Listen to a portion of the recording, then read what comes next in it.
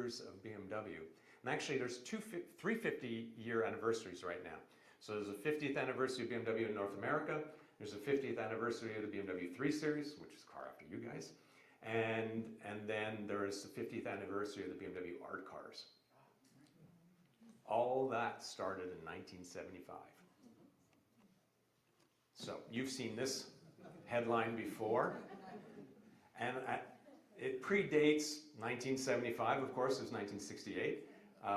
But that really is the beginning of BMW in North America. As I heard hymnals last night when I was in here, so clearly many of you already know that article. It's a fantastic article. David E. Davis really put us on the map with that. And I don't know if you know, but when Car and Driver was moving to their new headquarters in Ann Arbor back in the day, David E. Davis asked for the address to be 2002 Hogback Road, if I remember correctly. So, and that was their headquarters.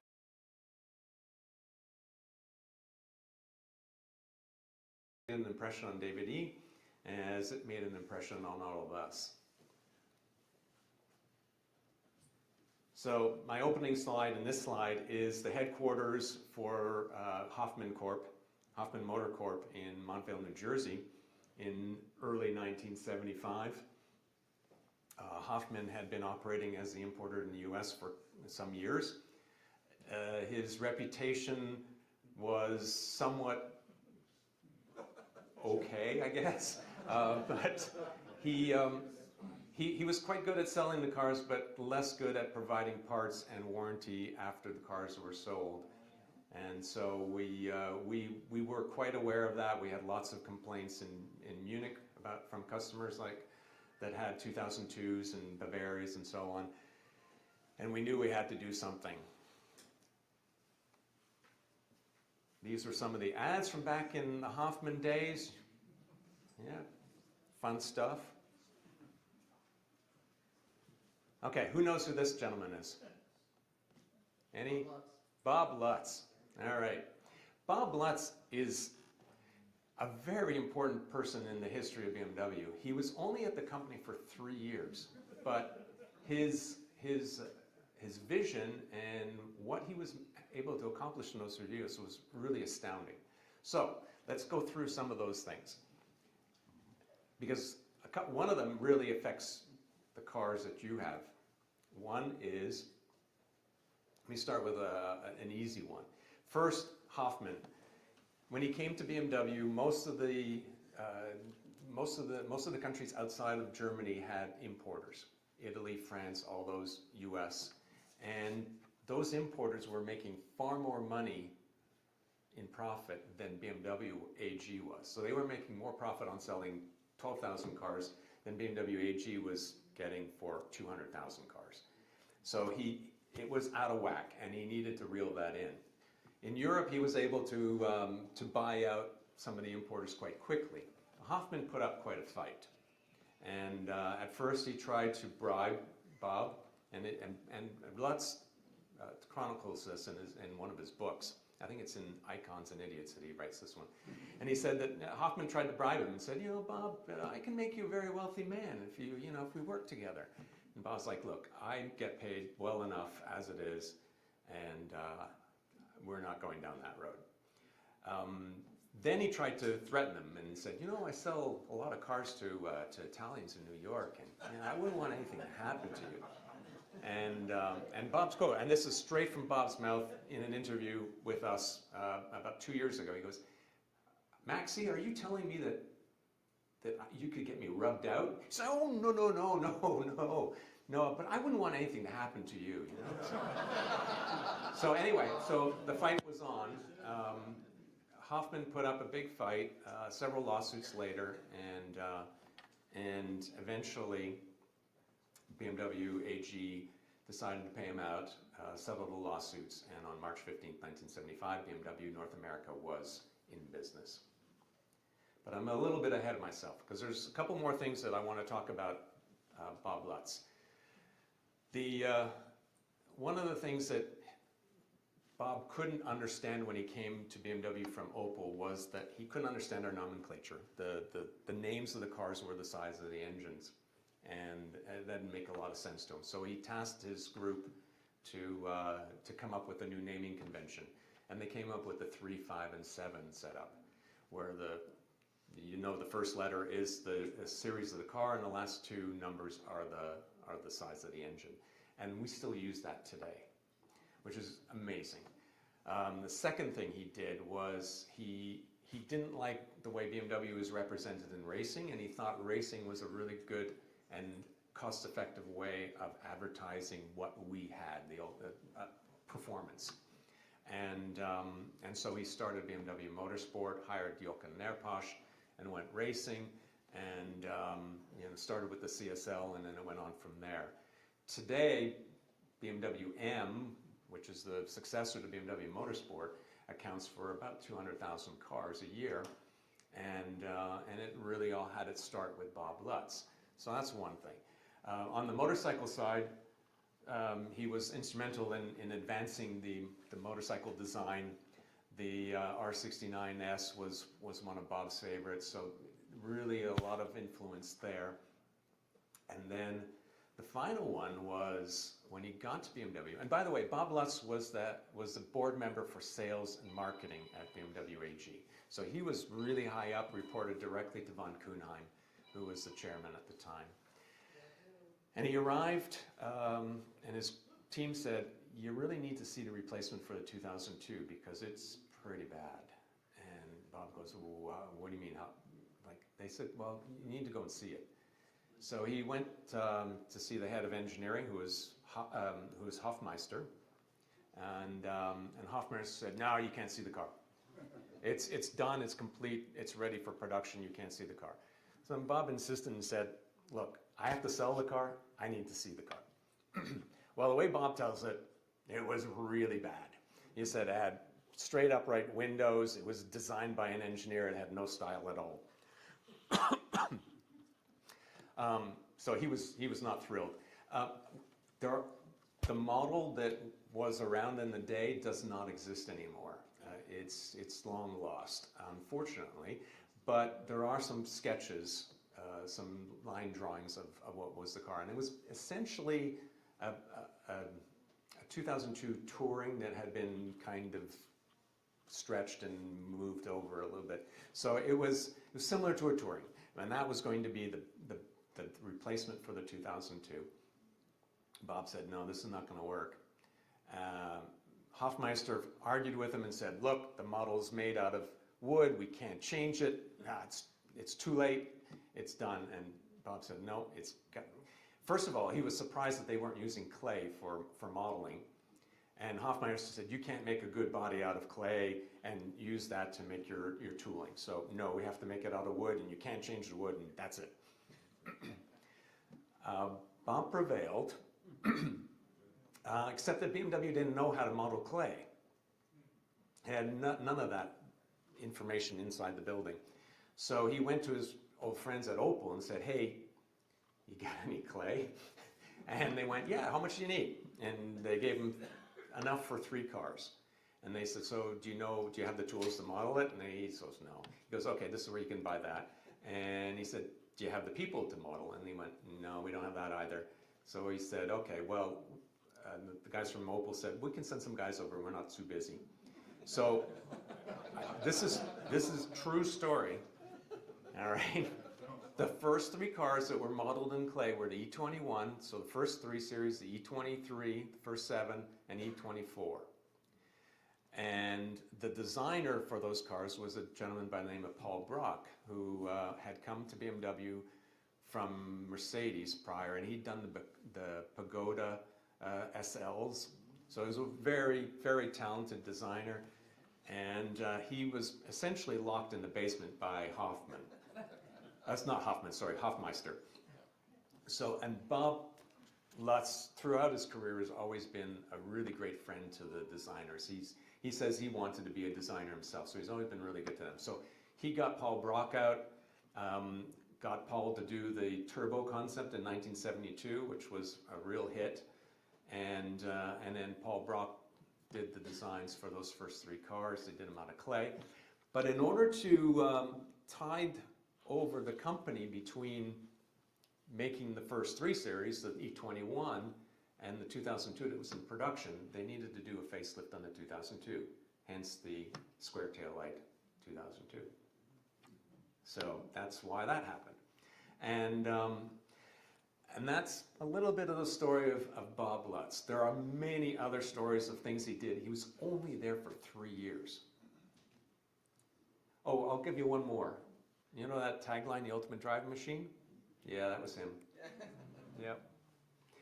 He hired the ad agency in New York that came up with that tagline. He thought it was the best translation of Freude am Fahren, which is the German joy in driving, and it's stuck with us for 50 years now, which is fantastic.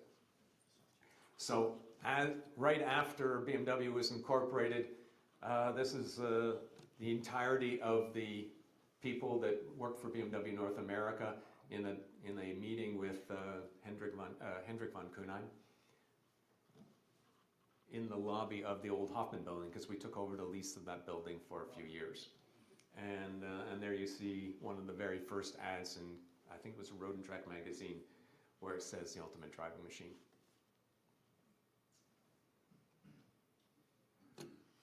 One of the things Hoffman was not very good at was repairing the cars, and so one of the very early tasks was to start technical training. That's where I started with the company much later, but that's very early because they were smoking in class.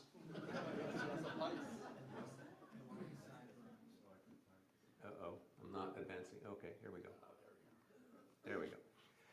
6 days after BMW North America was incorporated, BMW won the 12 Hours of Sebring with a 3.0 CSL with Brian Redman, Sam Posey, who am I missing? Sam Posey, Hans Stuck, and Alan Moffat. Alan Moffat was a late replacement for Ronnie Peterson, who couldn't race because his license was not accepted by IMSA at the time. And they nursed that car to the end. It was a close call. It was the alternator had gone on it, and Brian was driving the last stint of the race and had to shut off the lights around Sebring. Sebring's really dark, by the way, and he would turn the lights on just on the front straight so the marshals wouldn't black flag him. And he managed to nurse it home, and we don't have that car, unfortunately, but we have one of the sister cars that raced in that 1975 season. There is a club member who owns the Sebring winning car. But that car got converted to Group 5 later on and raced in Europe, so it has more provenance in those liveries. I beg your pardon? It's the Hermitite car. It's the Hermitite car, exactly, yeah.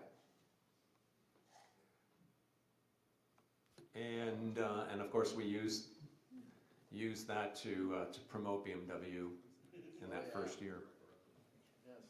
The windshield banner is kind of important on that car. At the time, research showed that BMW, well, most people in the US thought BMW stood for British Motor Works, because the British cars were available in the US and no one really knew what we were. And so it was very important for us to race with Bavarian Motor Works on the windshield. And for our 50th anniversary this year, our GTP race cars are racing with Bavarian Motor Works on the windshield. Oh, nice. Yeah. All right, in 1988, we moved into a new headquarters in Woodcliff Lake, New Jersey, and it's been our headquarters ever since. This was a purpose-built building, excellent building, with room to bring cars in. It was built in the style that we wanted our dealers to build their dealerships, so we could show them what we wanted, and that was my office workspace for many, many years. It is now no longer our headquarters, and we'll get to that a little bit later. Also in the US was a groundbreaking in 1992 for what became Plant 10 Spartanburg. And how many of you have been to the Plant 10? Okay, quite a few. Great. Okay. Production started in September of 1994. And initially we were building a 318 four-doors because that was a car we knew how to make already. We were building in other plants. So people, assembly people came from other plants to help get the plant up and running.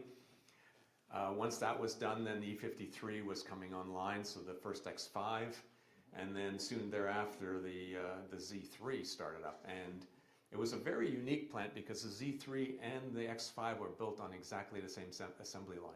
So you may have an X5 and a couple of X5s and then maybe a Z3, and it could be left-hand drive, right-hand drive, it didn't matter.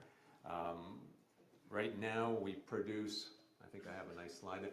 Actually, yes, now Spartanburg is the plant of competence for all X products. So X3, X4, X5, X6, X7, and XM are produced in Spartanburg, producing left-hand drive, right-hand drive, all engine variants, diesels, gas, PHEV, mild hybrid, V8s, you name it, we make it there.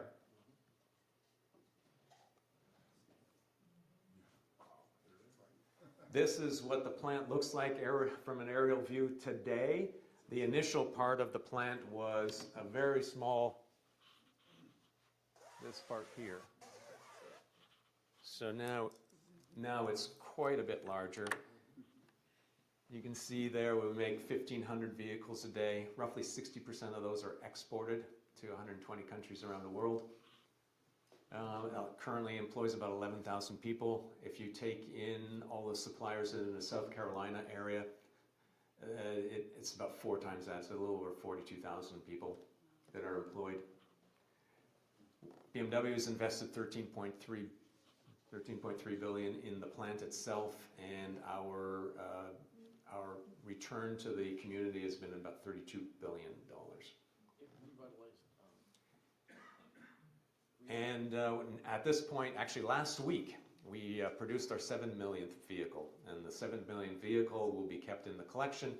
It is an XB7 Alpina, and a special Alpina color, and it's one of the last Alpinas done by Alpina Cars GmbH. Yeah. By the way, it's the largest plant in the BMW network worldwide. And there we go.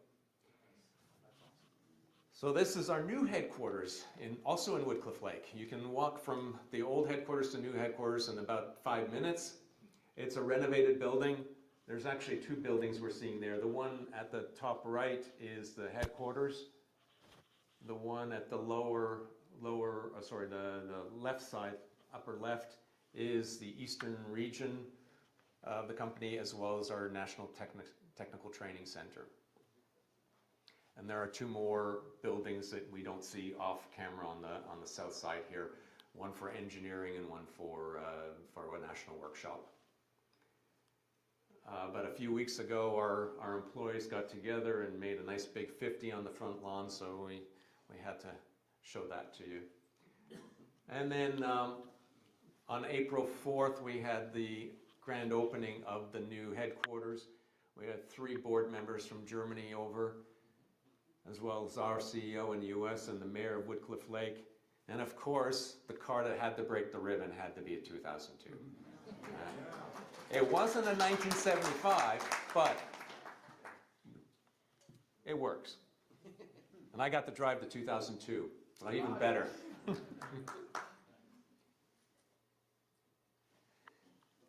So I'm going to talk a little bit about the future. This car was unveiled last week in Shanghai.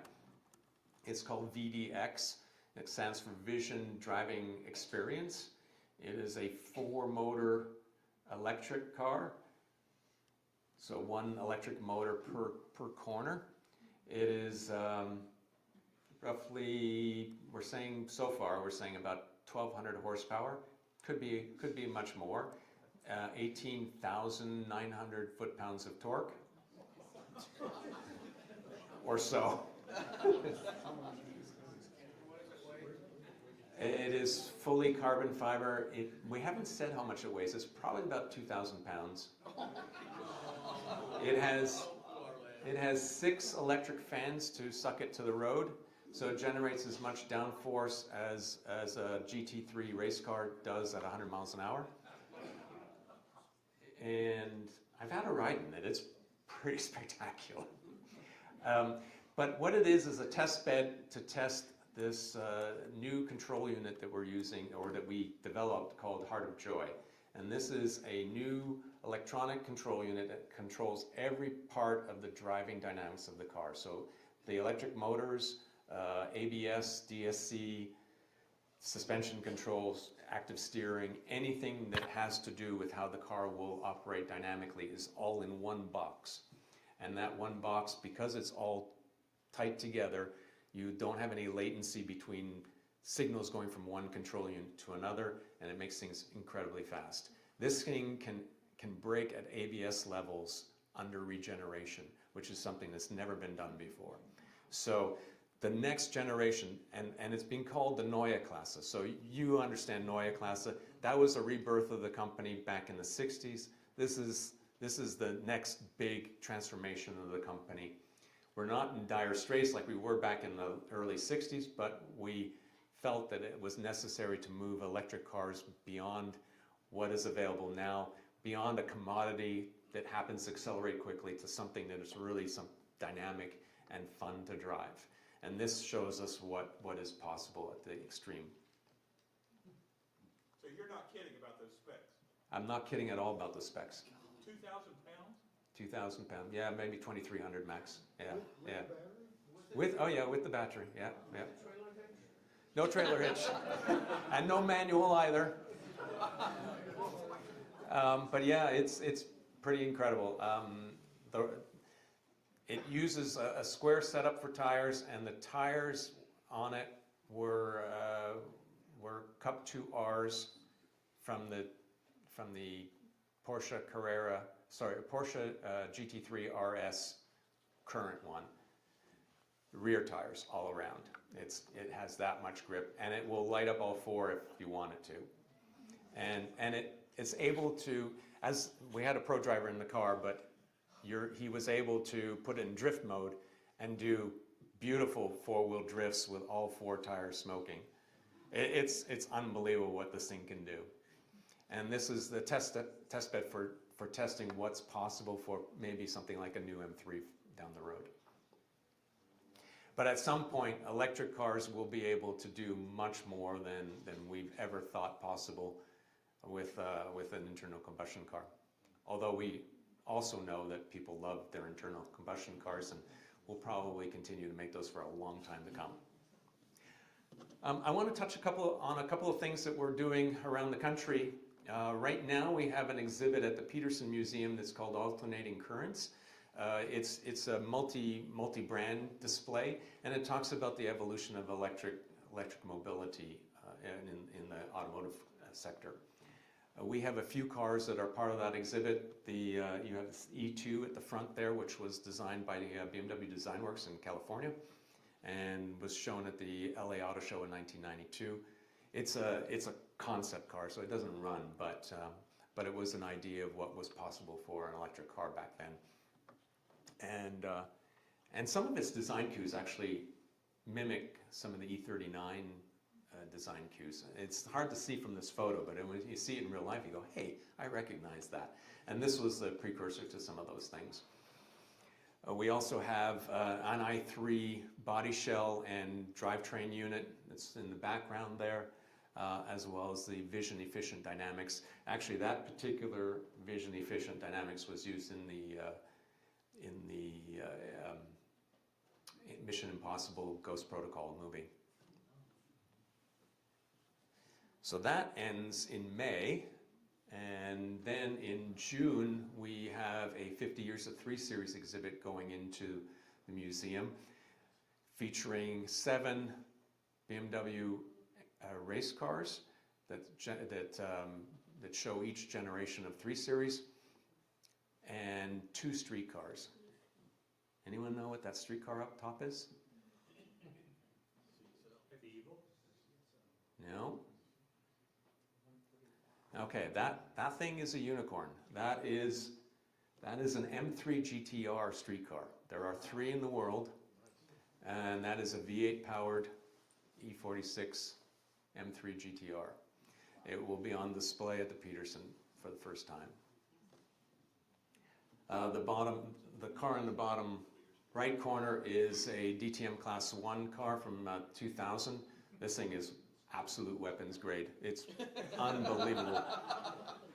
Bill Auberland got a chance to drive it with spent tires at Homestead International Raceway this spring and was blown away by it. It's really quite spectacular. And then in Monterey Car Week, we'll be focusing on 50 years of 3 Series. So at Legends of the Autobahn, we're looking for representation of all the 3 Series. And then at Rolex Reunion, we'll be running some of the 50 years of 3 Series race cars that we have. Some of them will be in the Peterson Museum, so we don't have every one of them, but we'll have a few good ones to show. And that's what I had as a formal presentation, but I did want to open it up for Q&A because I know there's probably some questions out there about what we do at BMW Group Classic, and I'm happy to answer any questions and get some feedback. Yep. Parts availability.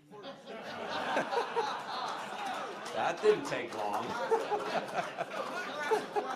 careful with this crowd. So my question is, for the E3 crowd, windshield gaskets have been in LA for years, and nobody can repaint their cars because they have to pull the windshield out to do it. And what are you going to do to rectify that problem?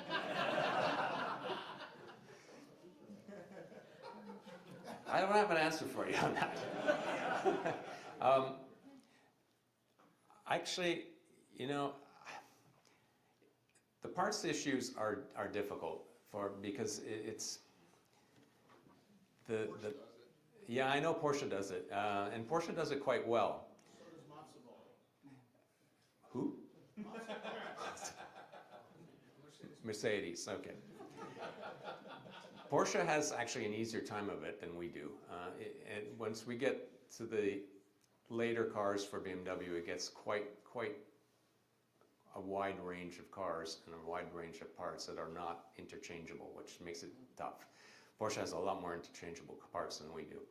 Mercedes does it very well, I will admit.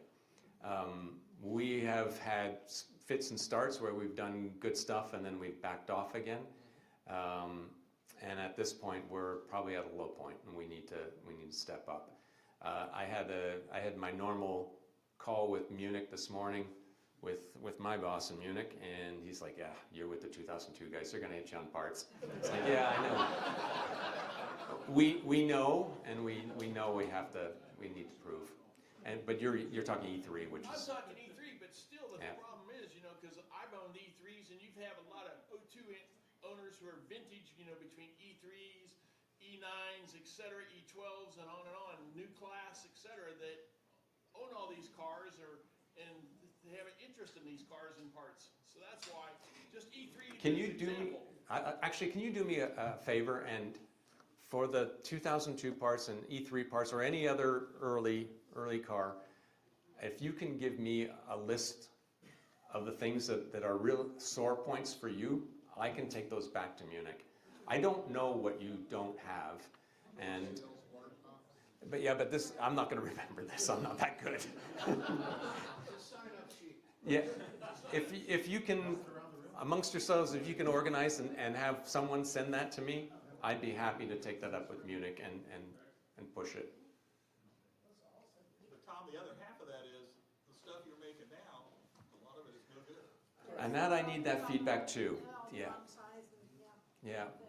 Can you give me an example? Because I haven't. Door gaskets. Door gaskets. E9 trim, front end trim is like 3 inches too long. Is it really? Too wide, yeah. Okay. And it was correct part number and, yeah. You know, I thought the 2002 put y'all on the map, so maybe we can get some support. Absolutely. And if you remember, you've been around long enough, and I've been around long enough to know that we built the 2002 with supposed parts in a glass case in Munich a while back, right? Nice, yeah. And that's where all the parts went. That's where all the parts went.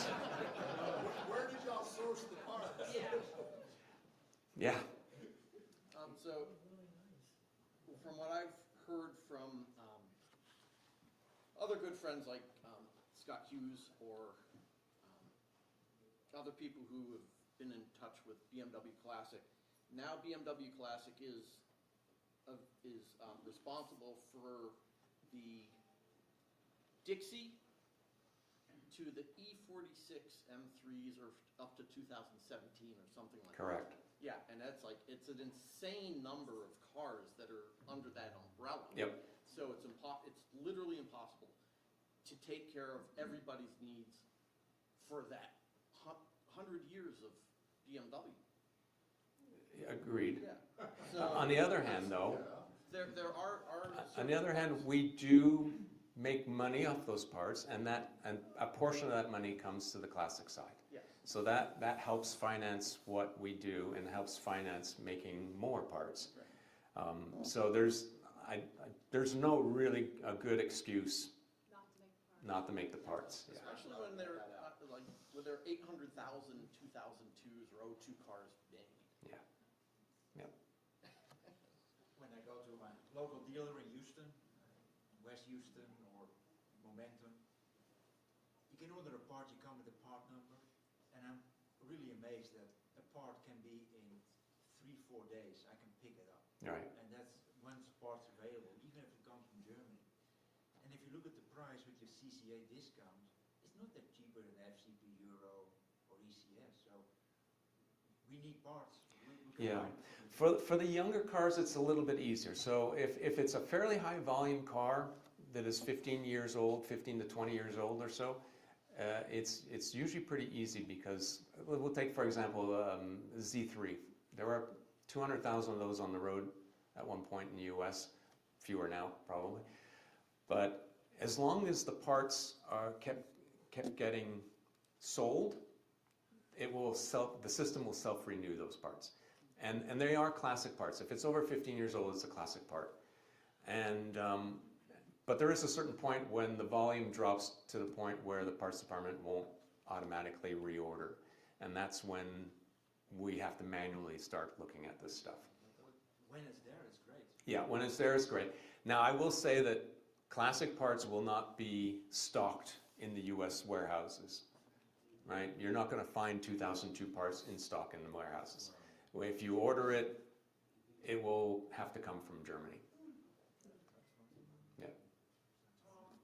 You mentioned writing the list, and that is a great idea. How do we as a group, and there are so many more of us that aren't here in this room nationally, how do we convey that demand in a constructive way so that they recognize the need to reproduce things? Well, tell us your real pain points. So windshield surrounds, I get that, right? I know for a lot of our cars, we don't offer windshields. There are aftermarket people that do that quite well. For some reason, BMW doesn't want to be part of that. Okay. But if you can't get the windshield surround to be able to put the window in and out, then you're in trouble. That's where we need to come in. Oh, thank you. You can pretty easily look at the UROs, the MVTs, Mm-hmm. and those industries are gearing up to supply parts. That Right. Those, you can look right there to see what's needed, because they're supplying that niche. We can look at units in operation to see what's out there, but because if you're not ordering the parts from us because they're in NLA, we don't necessarily know what's needed. So it's kind of a catch-22 for us. So I'll come back to you. Yeah, back. To that very question, when we call into our local BMW dealer, which I encourage everyone to do, because they have more parts than you can ever imagine. But when they come up with a part that's in LA, does that get pinged somewhere? No, it doesn't. It falls out of the system, unfortunately. Yeah. Yeah. So thank you. Whatever happened to all the dies of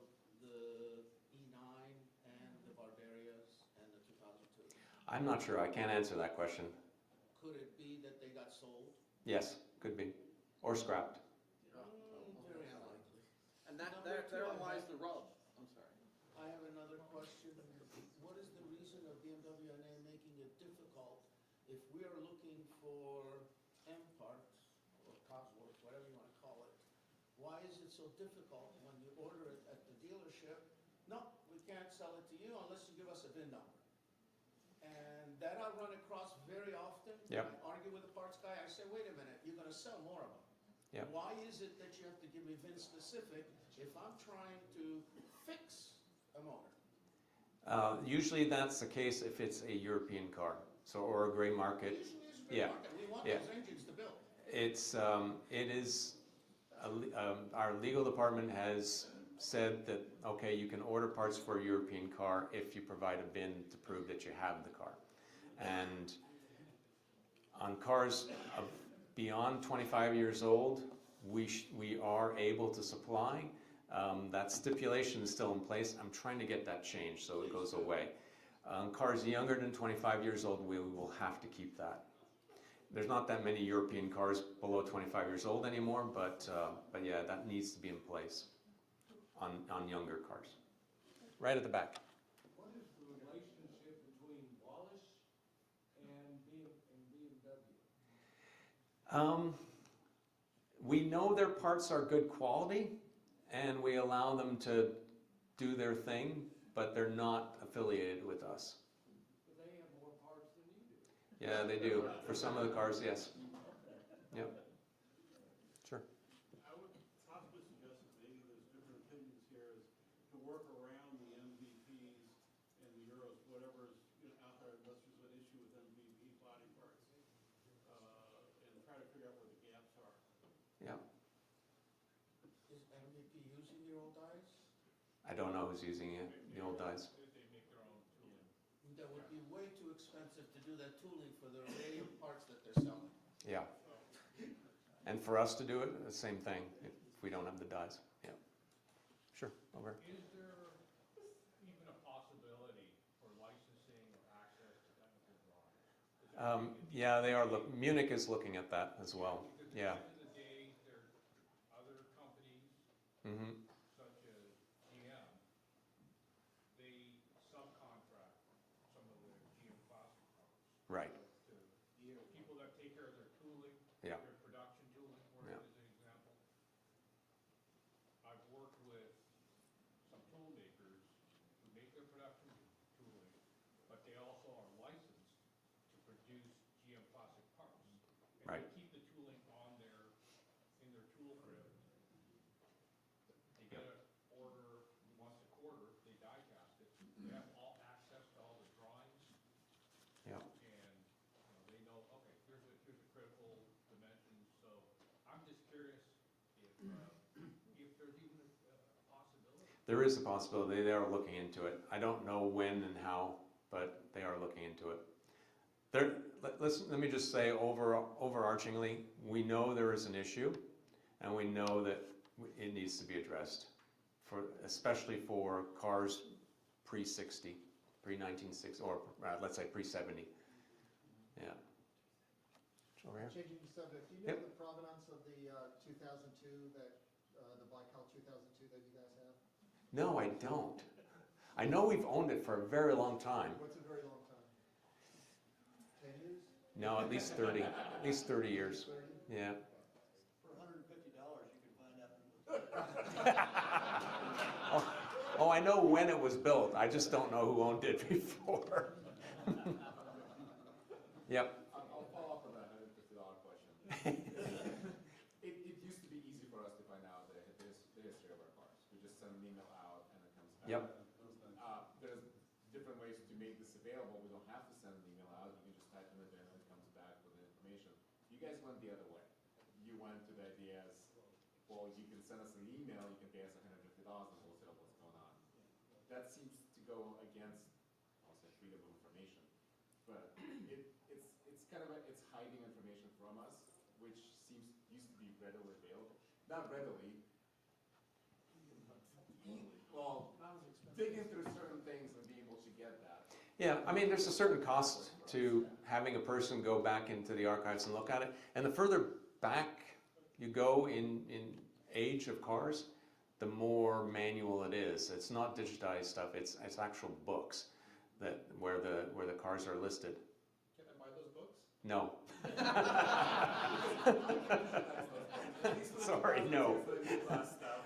So, I mean, it takes time for an archivist. It takes time for an archivist to go in and look up that data and then cross-reference it, and so I think there's value in charging people for it. Porsche does. Any good watchmaker does. I don't see any problem with that. Ferrari would.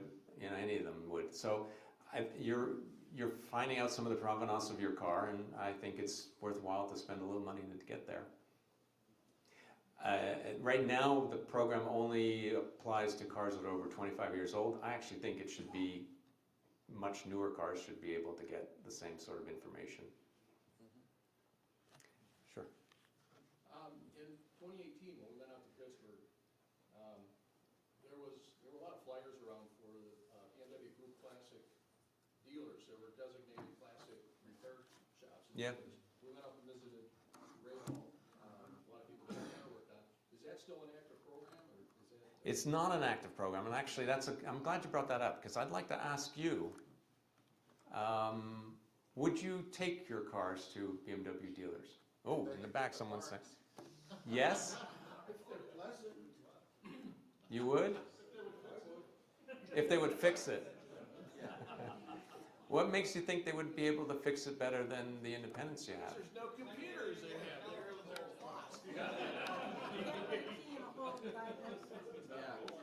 What's that? I stopped taking my E36 M3 to a dealer when they replaced the clutch and did not tighten the top two bolts on the transmission, and all of a sudden as I'm driving along I hear ting, ting, ting, ting, ting. So I stopped and I picked them up and I took them back to the dealership and I said, I'd like you to explain this. And I never went back after they put them back in, because to me that's inexcusable if the job is not done satisfactorily on a fairly new car. So, I mean, you guys have very important cars in the history of BMW. You have more knowledge about these cars than probably anyone else in the country. There's no doubt about that. You have way more knowledge about it than anyone at BMW North America does, guaranteed. And I would suspect that you have more knowledge about those cars than any of our dealers do. So, I'm struggling, and educate me if I'm wrong, but I struggle to think that you would go into a BMW store and pay $200 an hour to have a technician look at your car. And to your point, in a way, our cars are all heavily modified. Even if they're stock, they're heavily modified. We have electronic distributors that aren't BMW distributors. We have many things that make them, unique, and so. Or maybe work better. Yes, and so. I mean, because you're putting some modern technology where. Pulling out a BMW manual to service it ain't gonna cut it. Yeah, I'm really struggling with it because yes, in Europe we do have certified classic dealers, and it seems to work. But to my knowledge or my understanding of the U.S. market, it seems that each group of car type has their specialists, and they're not within the dealer network. And so, if I'm wrong, great, tell me, and we'll set up some dealers. But I'm just, if you have an E31, you want to go to certain people. If you have an M car, you want to go to certain people. Am I wrong or no?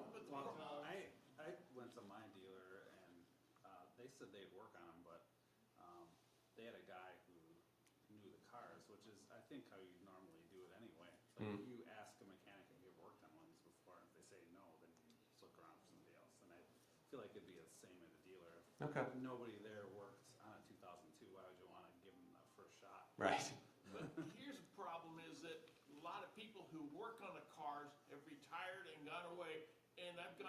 example, I live in Colorado Springs. There's nobody in town that I can find left really who will literally work on the cars. Anything old, they will not touch anything. You know, E36s are even too old for them. They will not work on any cars, and it's just sometimes a problem. So I started doing things myself. It's just some of the, they don't want to touch the old cars because none of the mechanics know how to work on the old cars. Yeah. Well, let me get a show of hands. So if we had some certified dealers. Now, a certified dealer means that they have a tech who's been trained on a number of cars, probably not as far back as 2002.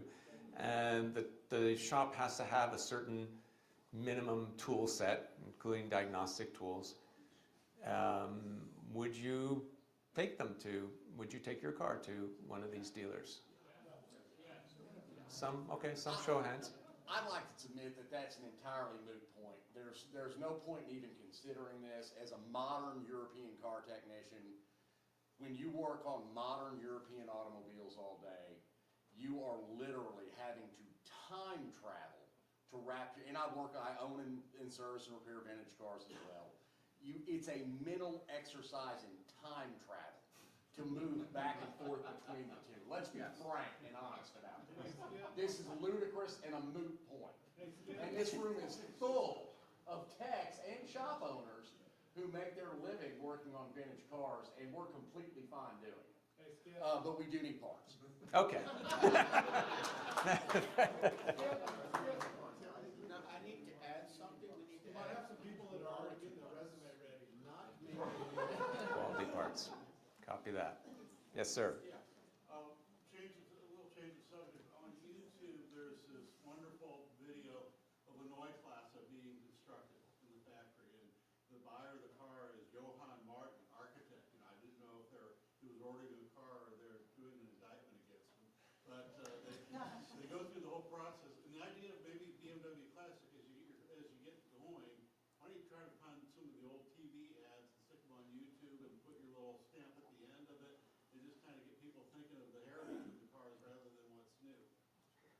Along with the next generation of electric cars are being called NA Classic, and as kind of the dichotomy of that, they are bringing back some of the old ads. So you'll probably see a few more as we get closer to launch time for the first NA Classic model.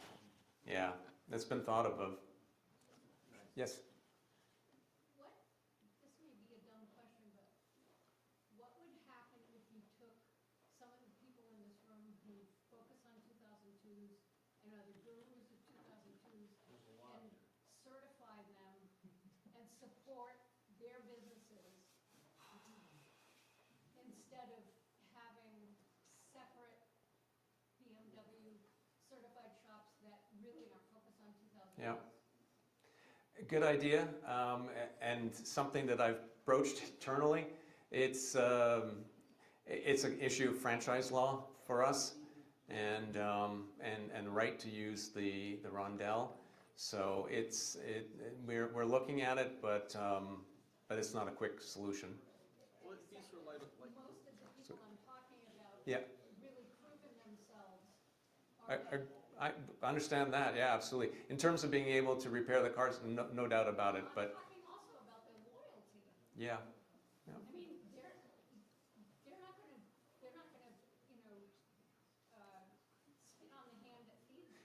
No, but on the other hand, our franchise dealers need to invest millions and millions of dollars for the right facility and everything, and we have to be careful that we don't undermine that. So we have to be very careful there. It's something we're looking at, but I don't have a solution yet. But yes, it makes sense. Hey, Tom, what Yeah. about putting all the old training videos that you did in your prior life online? We didn't do videos back then. Back when I was training on E34s, we didn't have any videos. We had the big sun machine at the front of the classroom. Remember that thing? The service tester? Yeah. The big service tester, yeah.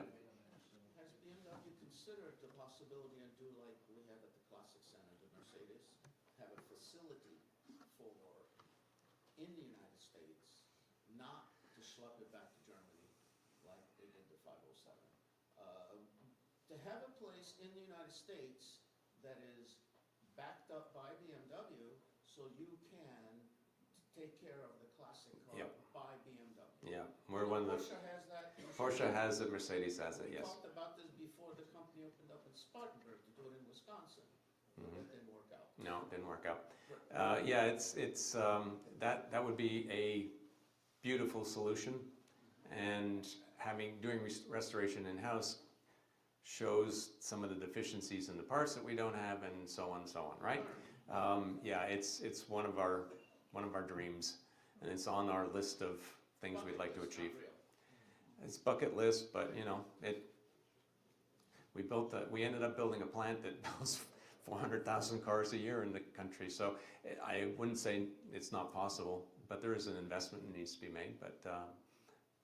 But showing that our competitors, our main competitors, can do it and make a go of it, it makes sense. I will say though that we've really cut back on a number of restorations we do back in Munich. We really pick and choose. We have fewer staff, so we weren't able to do as many cars as we used to be able to do. Yep. How about, well, there's, for professional BMW shops, like, that work on vintage cars or new cars, there's a network called BIMMers. And I thought that it might be a good thing to try a sort of pilot program through BMW Classic of those selected shops, of a sort of subscription to BMW Classic for actual live feedback of the people who work on these sorts of cars, inside, out, upside down, sideways, every single day, because they're going to know exactly what What's parts needed. are needed. And it could be a subscription kind of thing where they've got the ear of you and Classic over in Munich to assemble a real-time list of like stuff for E30 M3s, like pistons or crankshafts or what have you, for the high-wear parts that really would need to be manufactured to a high level that is required. That's a good suggestion, definitely. Yep, back there. I mean, maybe we can just have a request a parts thing on your website, and every quarter you tally up, you know, the top 20, 30 parts, and have a meeting on it, and see what you can do to get it manufactured. I like that idea, yeah, that's fairly easy to do. That's along the lines of what I wanted to suggest. If we can create a legitimate contact when, say, an available part is manufactured improperly, doesn't fit correctly, or if we can make a legitimate contact that will be actually viewed and read when a much-needed part is unavailable, and then those requests, provided they're realistic and achievable, without, you know, a huge, as you mentioned, a huge capital investment for something that has no profitability. Right, or you're not willing to pay for the product. If those things can happen, I think that's a win. And I think that's a win for us, and I think it's a win for BMW. Yeah. That's not enough. If it doesn't ring the cash register, there's no volume, and that's what they need to do. So correct me if I'm wrong. Not necessarily, but I think you can make a case that if there's enough need for a part, then you build it, you make it. You have to keep watching that you're not investing in heavy tooling to be able to make a part that you can't sell for a decent price. But that's, you know, that has to be evaluated part by part, really. So. Tom, you asked about success stories using the dealer, and I was thinking back about 8 years ago. I had my M6N being serviced, and I was talking to my service writer about the differential on a 2002 was leaking. Is there any way you can help me? This was when the Moss family owned classic BMW in Dallas. Okay. And Pat Arnold, my service writer, said, Mark, if you bring the differential in, our race mechanics. We'll look at it. We'll look at $200, they replace the seal, Mhm. and it's held now for 8 years. So that was kind of a niche group Yeah. they had within their umbrella. Now that Sewell's bought them, I think the racing's gone away. But if there was a way to have niche expertise like that Yeah. available, that Yeah. was a very successful use of the dealer. Yeah, and what we've seen in that regard, we've seen things like ABS control units be repaired, because normally you open them up and it's just one thing that's gone wrong in it, and you can save some money for yourself by not buying a new one if we made one, because a new one would be at least $2,000 for an ABS control unit, whereas it's usually one or two MOSFETs that have gone bad in it, and someone can repair it and send it back to you. So in some cases, I think there is value to working with some independents that can repair some parts. I was talking to Mike Ura in the back about E31 things, E31 control units. Those were insanely expensive when they were new. They're going to be really expensive now, but normally what goes wrong is there's a whole bunch of Bosch relays in them and the contacts get pitted, right? So all you have to do is go inside and clean them up and you're good to go for a while. If it's really bad, you out solder one and put a new one in. And you know, what does a Bosch relay cost these days? $50 maybe? Whereas a control unit would cost you at least $2,000, maybe $3,000 at this point. So, you know, in some cases, having parts from BMW is not necessarily the best solution or the most cost-effective solution, but we do need to pick and choose which ones we need to do. Things that can only be done by us, then we need to do. And then, yeah, let's see. So I'm out of time now. Yeah, I am out of time. But I'll take one last question. Yes. I just have a question. Next year marks the end of the 2002 production line. Do you have any plans to celebrate it? Usually we do celebrate, yeah, major milestones of various cars. So the 2002 is pretty important. So yeah, probably would. Yeah. This year it's 50 years of 3 Series. It's 30 years of the E36 lightweight, E36 M3 lightweight. And the art cars, yeah. Which we're not celebrating too much in the U.S., unfortunately. But no, they're not. Yeah, I know. You got Pete Gleason's car, that's all we need. All right. I encourage you to go out the first weekend in November to SoCal Vintage BMW Meet in Van Nuys for probably one of the biggest collections of vintage BMWs you've ever seen at one place, besides the vintage in North Carolina. Okay, it's a deal. All right. It's a deal. And thank you. And if you're ever out in LA this year, go and see the exhibit at the Peterson for the 50 years of 3 Series and have a look at the GTR that's coming over. It's there for a year, so June to June. All right, thank you. Oh, you're welcome. JP's up next. If you'd like to stretch your legs for a minute, but let's not run off, please. Come back and see his presentation. It will be a good one.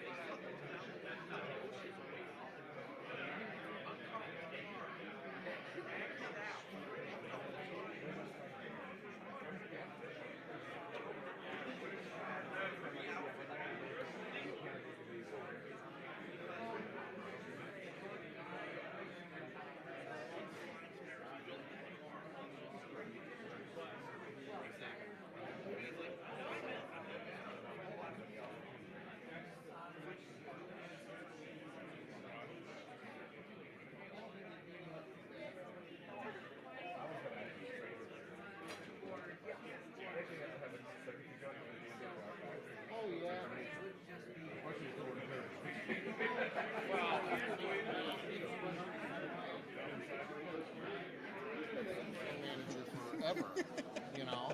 It's being recorded. Well, that's fine. And so I was going to ask him, I was going to say, hey, you know, you literally just took this over. But he's one of us. He's an enthusiast. He writes for the magazine. He's a techie, yeah. He's out in the community.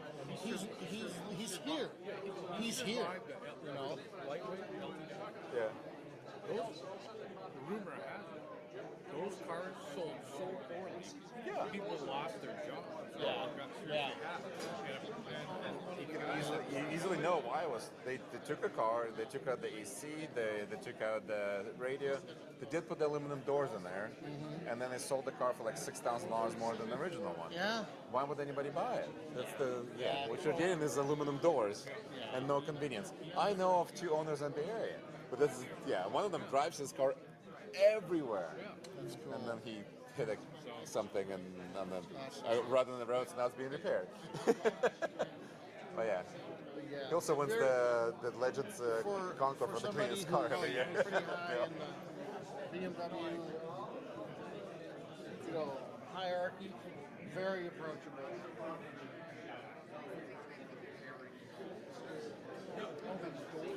All right. You good? Yes, sir. People were watching, so Ray Coke pings me and he goes, "Who is this guy talking again? And can you have him repeat the questions from the audience because this mic isn't picking it up?" So, Guys, you guys can. So if somebody asks you a question, repeat it. We'll go off. maybe repeat it. Okay. Because I think you guys are watching on YouTube. Oh, yeah, are they? Hey. So people are watching. We can hear this right now too.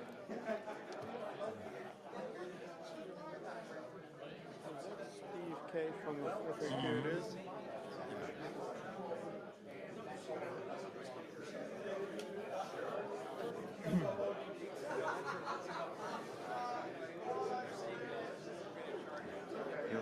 You'll see some resemblance with Veronica. That'll make me feel so much better. You're not alone.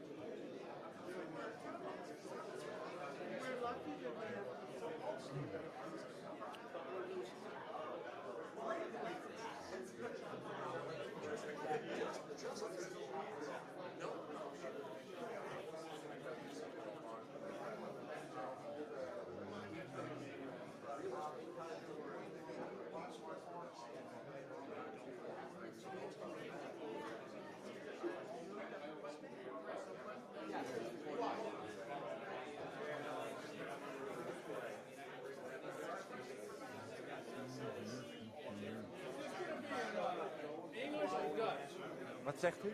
Is this going to be English or Dutch? Ik versta u niet. Nine. Nine? Okay. 10 or 11, either one. I'm not sure if it's even going to be English. When you go home, do you speak English, Dutch, or Spanish? All three. Huh? All three?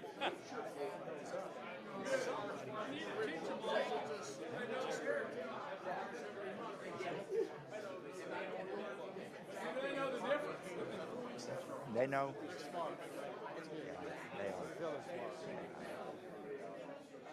Well, I don't think you're up yet, so you can still shoot the shit. Which is much better because then You're gorgeous.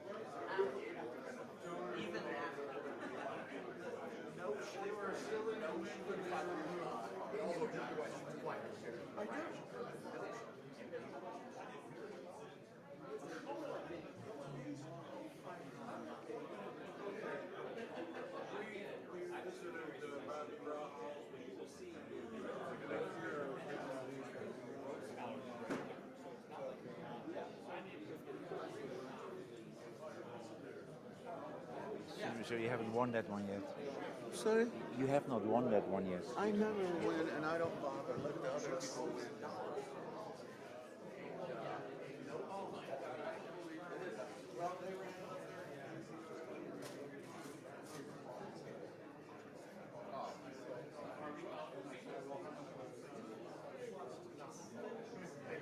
No, I thought I wasn't stupid by restoring the Isetta.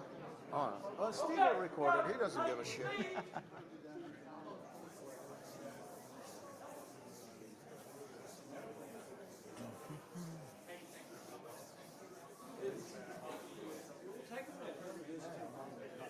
We got all the time, Bo.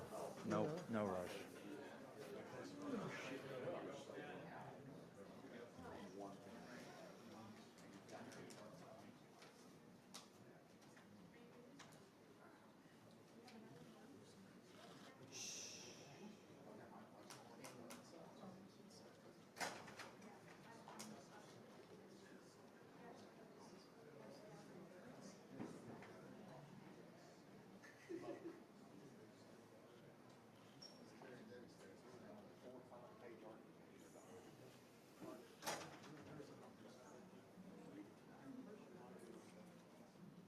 Okay. That's the quietest we've been in years. This will be outstanding. This is one of the best individuals around anywhere, and he's built a really nice collection of automobiles, and I think you guys will particularly enjoy this. Wow. JP lives. Well, thank you. Good evening, O2 friends. Good evening. Thank you, Bo, for that introduction. I start the story with, I'm in the garage and my phone rings. I was working on the O2. And I look at my phone and it says Bo Black. I think, oh, what have I done? Because it's not the first time he called. A couple of years ago, he said, JP, hey, Bo, are you coming this year? I said, yes. Why haven't you registered? Oh. I saw your name on the hotel list, but you haven't registered. I'm sorry, Bo, I'll register right now. Okay. So this time I thought, have I registered again or not? So it started differently. He says, so JP, I heard you're working on a very interesting car and an engine. I say, yes, I do, Bo. You want to talk for the crowd here? I said, no, not really. But I'll give it a try. So if you cannot hear me or anything, just raise your hands and I'll speak louder, please. It's a story of Salty. Why Salty? My daughters called the car Salty. Kids always like to give names to cars. But it's also a story of my oldest daughter, Sarah. We worked on this car together. We participated in autocrosses. And my O2 life, I think I got stung with the O2 bug in the late 80s when I lived and was raised in the Netherlands. And somehow when an O2 is in your life, they come back again. So of course I have the Targa, which you'll see outside. I've been 8 times here with the car. We just drive from Houston with the Houston O2 group and the CCA team members. And we have a real great community in Houston. So it's a pleasure always to be here. But then does this work? Here we go. Oh, I need to go back. Yeah. So at some point, we thought it was a great idea to go with an autocross car because my daughter just learned how to drive. Of course, a girl needs to drive a stick shift. So let's buy an autocross car and let's do this together as a father-daughter team. So in the Greg's ad in Texas City was this early 1970s, 2002. It was actually manufactured on December 1 and delivered to Hoffman when the group archive provided us with that information. And it was delivered to Hoffman on December the 3rd, and the original color was Granada, number 023. This classifies as an early pre-series, pre-71, and the statistics on the FAQ indicate how many of them were made. We did participate in several autocrosses, and it was really fun to do. And when I saw the car the first time, I think, oh, that's the perfect autocross car. Because when you look closer at the car, oh, Stephen Gake, I'm sorry. Yeah, initially, if you can see here, let me use this analog pointer. You could see the previous owner made a razor of it, so it had a sports exhaust, as you can see. It had a rear bumper delete. It was a very creative previous owner with obviously he had welding skills. What I particularly liked about the sport exhaust, that you could tune it. So you could set your hymnals to 2002, which we actually, Steve, would you mind? I'm sorry about it. Technology. Ah, here it is. So you could tune it. It's quite entertaining. In addition, like I said, it had a roll bar. This is not, which was handy if you do autocross. It was quite professionally done, made. They even went all the way through the hood in the back, and it was connected to the rear strut. So this was heavily informed. This was the perfect car for autocrossing. So we did.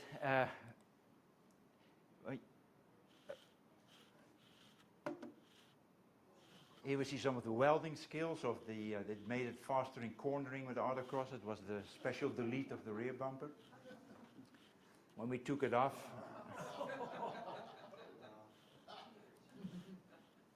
yeah, there was more. It had a pretty rough life before, and yeah, so at some point we did the autocross, and we participated several times. My daughter Sarah, I drove the number 49, the 02, and she drove the Mini Countryman with the manual, and we participated as a father-daughter team. Was a great time. But everything changed later on when she went to college. She went to Georgia Tech to graduate, to become an industrial designer. So that was autocross stopped. So when autocross stopped, I said, what am I going to do with the car? Just 2019. And I had that brochure from BMW. It was beautiful. One of the early 2002s from 1970, Granada red. I think, well, that's a match. So we started up a journey to go back to basics. And I think, well, one time in my life, I want to try to restore a 2002. And we started on the journey. So having that brochure, you see how clean and crisp those early photographers were. It's just very nice. So we started on a journey with help of the family and friends, and how can we get that car back to basics? Well, it started with finding a good welder friend. And initially the car went to Dave. I worked with Dave, and he said, yeah, we work on cars. So we had that 2002 for a couple months, and it was different type of cars he worked on. He said, but you know, my friend Robert Clark in Houston, he works on a lot of cars, and sometimes as well with the Discovery Channel when you have that show Texas Metal. If Billy from Texas Metal has an issue, it's Dave Clark who helps and welds on his car. So Dave was able to take the 2002. I said, what do you want to do with it? He said, well, I want to make it original again. He said, okay, how much time do you have? I said, well, I'm not that in a hurry, but if we find rust, let's cut it. Let's just start from scratch. If you do this, you have to do it right. He said, where do you want to start? Well, start at the rear, because the previous owner started already. So he started to cut the aerodynamics off, and it's a pity Tom can't see it. Maybe it's an idea for future classics, I don't know. And when we took it all off, the rear panel, it was severely damaged. It looked like it was hit by a shotgun. It was so many dents. Everywhere. It had damage. There was a lot of metal cut out. So at this point we were like, well, he said it might take me 20 hours to hammer that out. And if you're paying labor, he said it's easier, as we heard this morning. it's easier just to get a replacement panel. So, well, that's perfect because I have one. So he starts cutting and cutting and cutting, and the rear part where the tank was completely gone. And at some point, it was time to go to the storage unit, and that's where I found the old panel. It was an old panel I bought years ago, and on eBay you could still find these things. It was made in Germany. It was a BMW panel, not the Wallet and Nash. So, but before the panel could go in, there were some other issues as well with the previous owner, with all the metal they cut. So this is where your wheel well base is, and when you start cutting, and you really, if you want to do it right, there was just no metal left.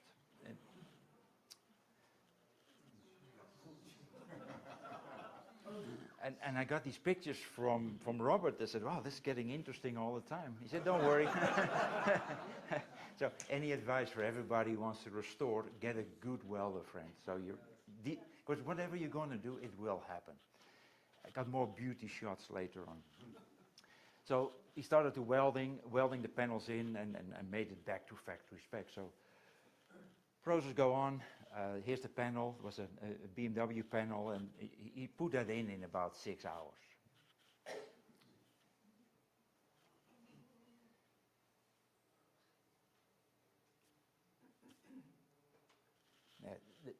The seams were perfectly welded, and then also with the new metal, everything was a fit. Of course, we had to seal it all, but that was the start of the rear panel. That's the BMW part number, which I still had. So everything was put back together. Okay, well, now we're done with the rear. Let's go forward.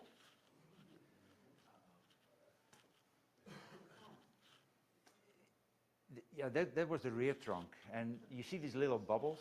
When you cut these little bubbles out, there's more. I said, well, let's keep going. And ironically, why in that part? Because there was no rust in the other part. This is the part of the rear trunk. So Robert, he's an absolute craftsman. It's unbelievable. He has a little shop. He works on a few cars. And he has an English wheel. He has all type of metal. This man is unbelievable. He can make anything from metal. So it was really, really privileged that he was able to have the time and to work on it.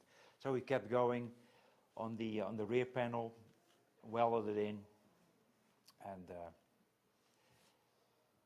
then we came to this part. These little rust parts.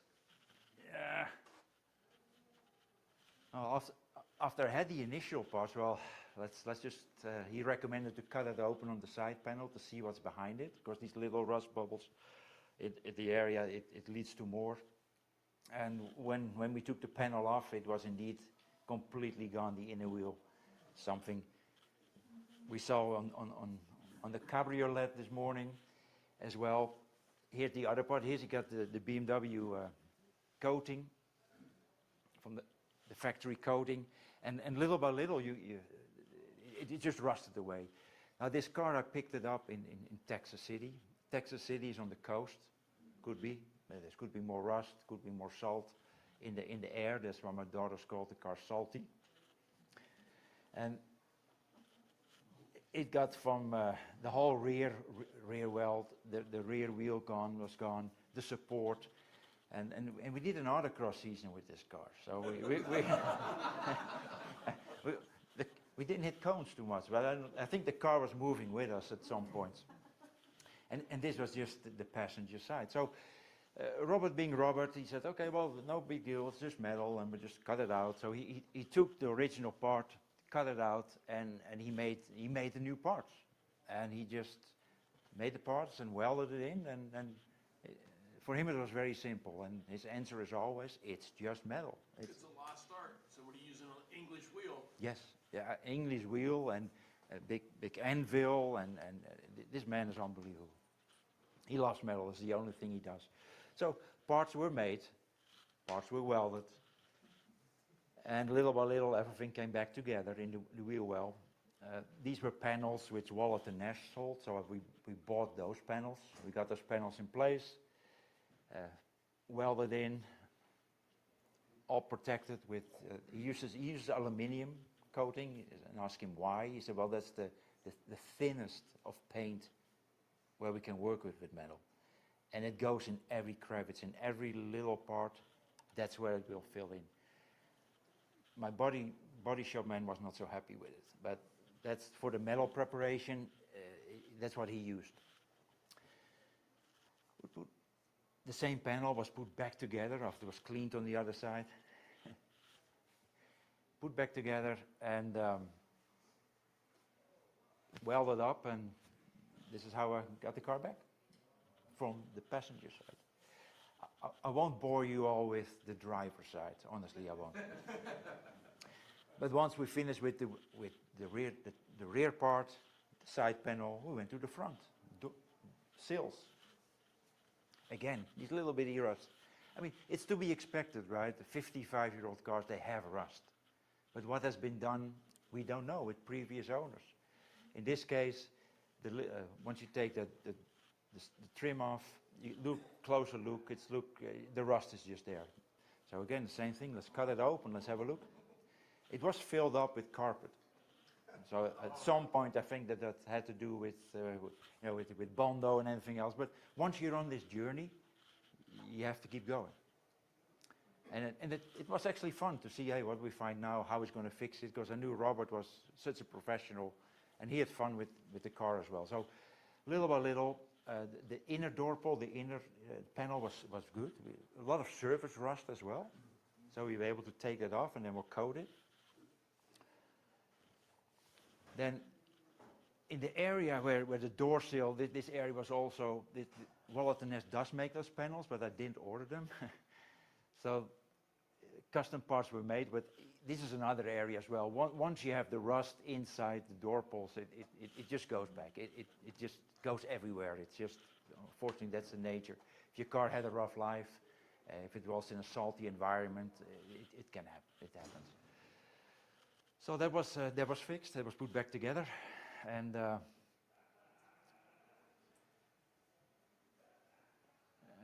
you see some of the craftsmanship. It's just welded in, put it back, make the curves, and make it strong and sound again and safe.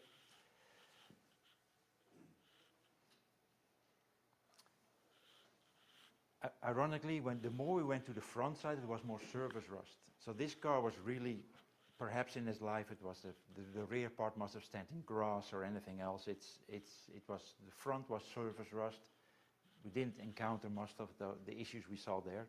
So then the rocker panels were restored, and then he went to the other side, and I'll spare you those pictures. But at some point, the car went to the body floor panels. Floor panels was interesting. Of course, we had all 4 floor panels from Wallet and Ness. But this particular part is when you have your rear seat. That rear seat is supported, and under when your rear seat is supported is the metal support, and under there the rust was just, once you start poking, it went through, and you could really see that it was all the way down. So we cut the panel that way. And I knew that it was there because I've been to the tutorials from Mike here at MidAmerica, and he did give an indication where is the rust in these cars. So we found it. So, and here's the particular part. So under this part here, that's where the rust just developed. So it was all taken care of. Everything has been sound structure. Some of the original panels, so Robert cut out certain parts when it was not necessary. Don't cut out what's good. And everything was stripped. Everything was stripped of the paint, everything, until we saw the BMW white paint or the primers. We left it in place if there was no rust. Why take it off? So that was the floor panels, and then eventually it went to a body shop, and the body shop had a lot of work. Of course, blocking, tacking, that's a process. These poor people, when they work with all the dust, it's unbelievable. It went back into 2K primer. The primer was done. It was several layers of primer, real thick. We used the German Roots products. Then, of course, you have to put chutes on there, and the chutes in the right places. And thanks to FAQ, there are a lot of, and Andrew as well, when certain pictures were posted, you can see as well, you learn, for example, that the chutes did not go on the rear panel. It goes on the side. And it was like a spray, and they go to the side and psst, they puff a little bit towards the exhaust side. So we tried to mimic that with chutes, and that was it's a great product. Those products are really good, and it's what BMW in the days used as well. And then at some point you come to paint, and that was a happy moment, as we heard this morning as well. So we of course we went to the door service. Then on the inside, we use some all-field epoxy, what we use in the all-field for certain steel protections. Put that layer under there as well, just to soundproof, and at the same time make it so hard that hopefully no water comes back in there again, because it's been well treated. So that was an epoxy primer as well. This was cured, so it's completely sealed as well with the liquid epoxy on the inside. Of course, then started to work a little bit with the Dynamat as well on top of that. It's not going to be a race car anymore. It has to be driving for comfort. So let's address these issues while it's all open. And that was all then start working a bit in the garage when I got it back from paint. And then finally paint. And the original color was Granada 023. It's a beautiful color. If it's applied correctly, this is how it was in the paint booth. And the next picture is when it was curing for 2 days. And it's just, it was already very bright in waiting there in the curing area. And then when you roll it out in the Texas sun, it was even more. It was really deep and profound. It's a beautiful color, Granada. Here you see the underside, once the panels and everything was addressed. The whole underside, of course, has also been taken care of. Everything has been coated, protected, and in the Granada 23. This is when I got the car back in my home, in my garage, and worked on the lift. And then the fun part starts. You can put it all back together. Are there any questions at this moment? Anybody wants to? Steve, anything from the audience? No, that's fine. All right, we'll continue. Have you done a 2002 before? No. But it was one of those dreams, and you all understand me, or the majority, I think. Yes. JP, the underbody bits. Yeah. Did you refinish those yourself? No. Subframes, etc. The subframe, they were all power coated. They were all power coated, and within the Houston O2 group, we have a lot of people work in the oil industry. There's a lot of coatings. There's a lot of we're helping each other out. So everything, all the subframes, everything has been power coated in matte, and all the nuts and bolts been sent for recycling and been all been coated again. So then the fun part is, and it is truly the fun part, put it all together, but then it goes slower than you think at all. It's such a long process. And if you do this in your garage, you can, with the Houston group, we have people who will help, but the idea was to put it back together. My daughter, she helped as well in the whole process. So it's a 6-year project, but going back together, working safe, and then getting the parts, as I said earlier. Our local BMW West, they are very supportive. BMW North Houston, I mean, with Cars and Coffee, they organize for us. They have tech days. On a Sunday, you get the base. They're technicians. They give you specials for alignment. So the local BMW dealers, they welcome you. And so when you buy your parts there as well, if the part's available, you have it in 3-4 days, and it's sometimes same price with your discount, your CCA discount. Then order it on FCPA or other companies.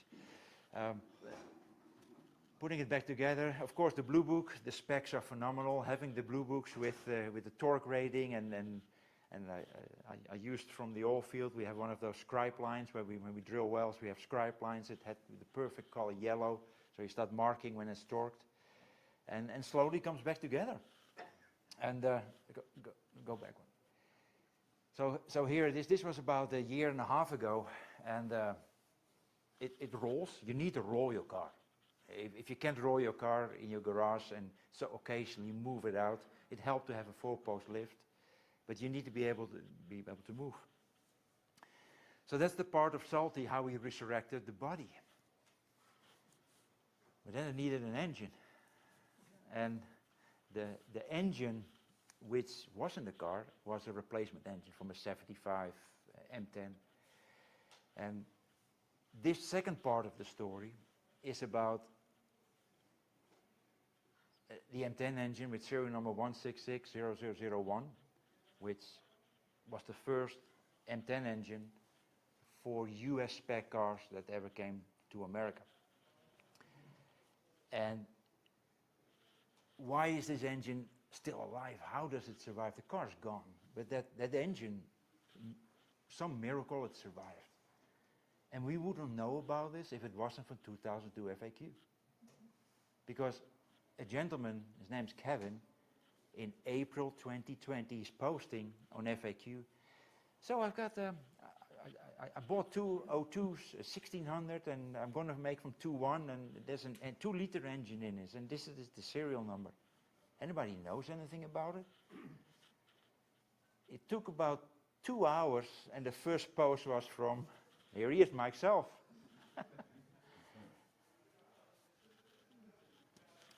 And that's the beauty as well. We're talking about this community and the knowledge, right? In 2 hours, Mike gives an assessment of, hey, 166001.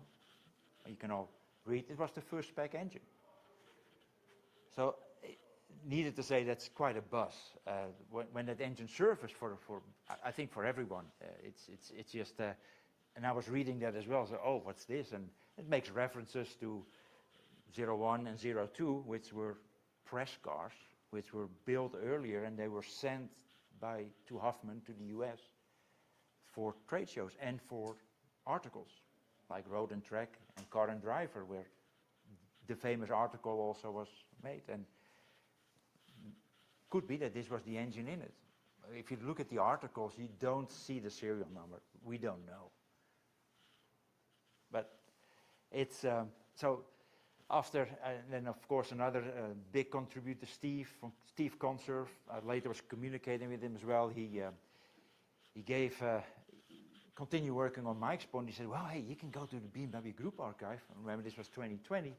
And you can send the information in, and let's see what the data comes out. And 2 days later, indeed, we got a fantastic response. This was all posted on FAQ, and we could all read it. So this one was manufactured to be a US spec car on November 29, 67. It was delivered on the 14th to Hoffman, and the car was Polaris, paint code 60. If you look at the articles for Car and Driver on Road and Track, they were the Polaris cars. Yeah. So the other interesting note below, which Steve was commenting, he said, well, because BMW was launching these cars in 1968 in Europe. They were European cars. The first 10 in the US, which started with serial number 160, these first two were 166, and then 01 and 02. These first 10 were made in a block from the archive. They confirmed that we made the first 10, and you can see this, the VIN numbers here. And they were manufactured or delivered in December 67 to be sold in Europe. So in theory, these two first US press cars, they were made before the European cars. And based on the archive information as well, November 29 is earlier as well as December. So very interesting. But if you think about it, if these cars were going to the US, they had to go on a boat. It was 4 or 5 weeks to cross the ocean. And these press events, Mike, do you remember when Road and Track came out? Yeah, it came out, the articles came out in April of 68. April 68? Generally 2 months. So they had to have those cars in January to get the road test done, and then be able to write the article and get it in time for publication in April. Thank you. So that was probably the car 001. It's interesting. Yeah, so, and what's the historical view of this? If you look at the timeline, and we know these cars came to the US, we know what a success it was and what it did for BMW 50 years later. But the historical perspective, and there's a lot of knowledge. Jackie Juret has a fantastic book. I bought the book. I was reading about it to make some sense of the timelines from the group archive with valuable information on when these cars were born, when they were delivered. And this one I'm going to show you a little bit about the engine, the timeline, and then how it was resurrected. Because let's go to the next one, Steve. So this was how the car was discovered by Kevin. He bought this car. And then courtesy of Les Cartwright, O2 Les, he was here many years, Les, and I reached out to him. He said, yeah, this was sold in 2006 on eBay in Northwest Michigan.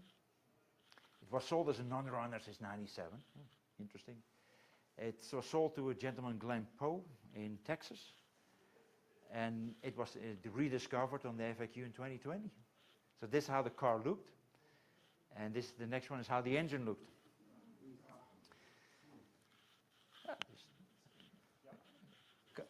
Coming through the restoration of Salty, I mean, you don't get scared of, you see those things, right?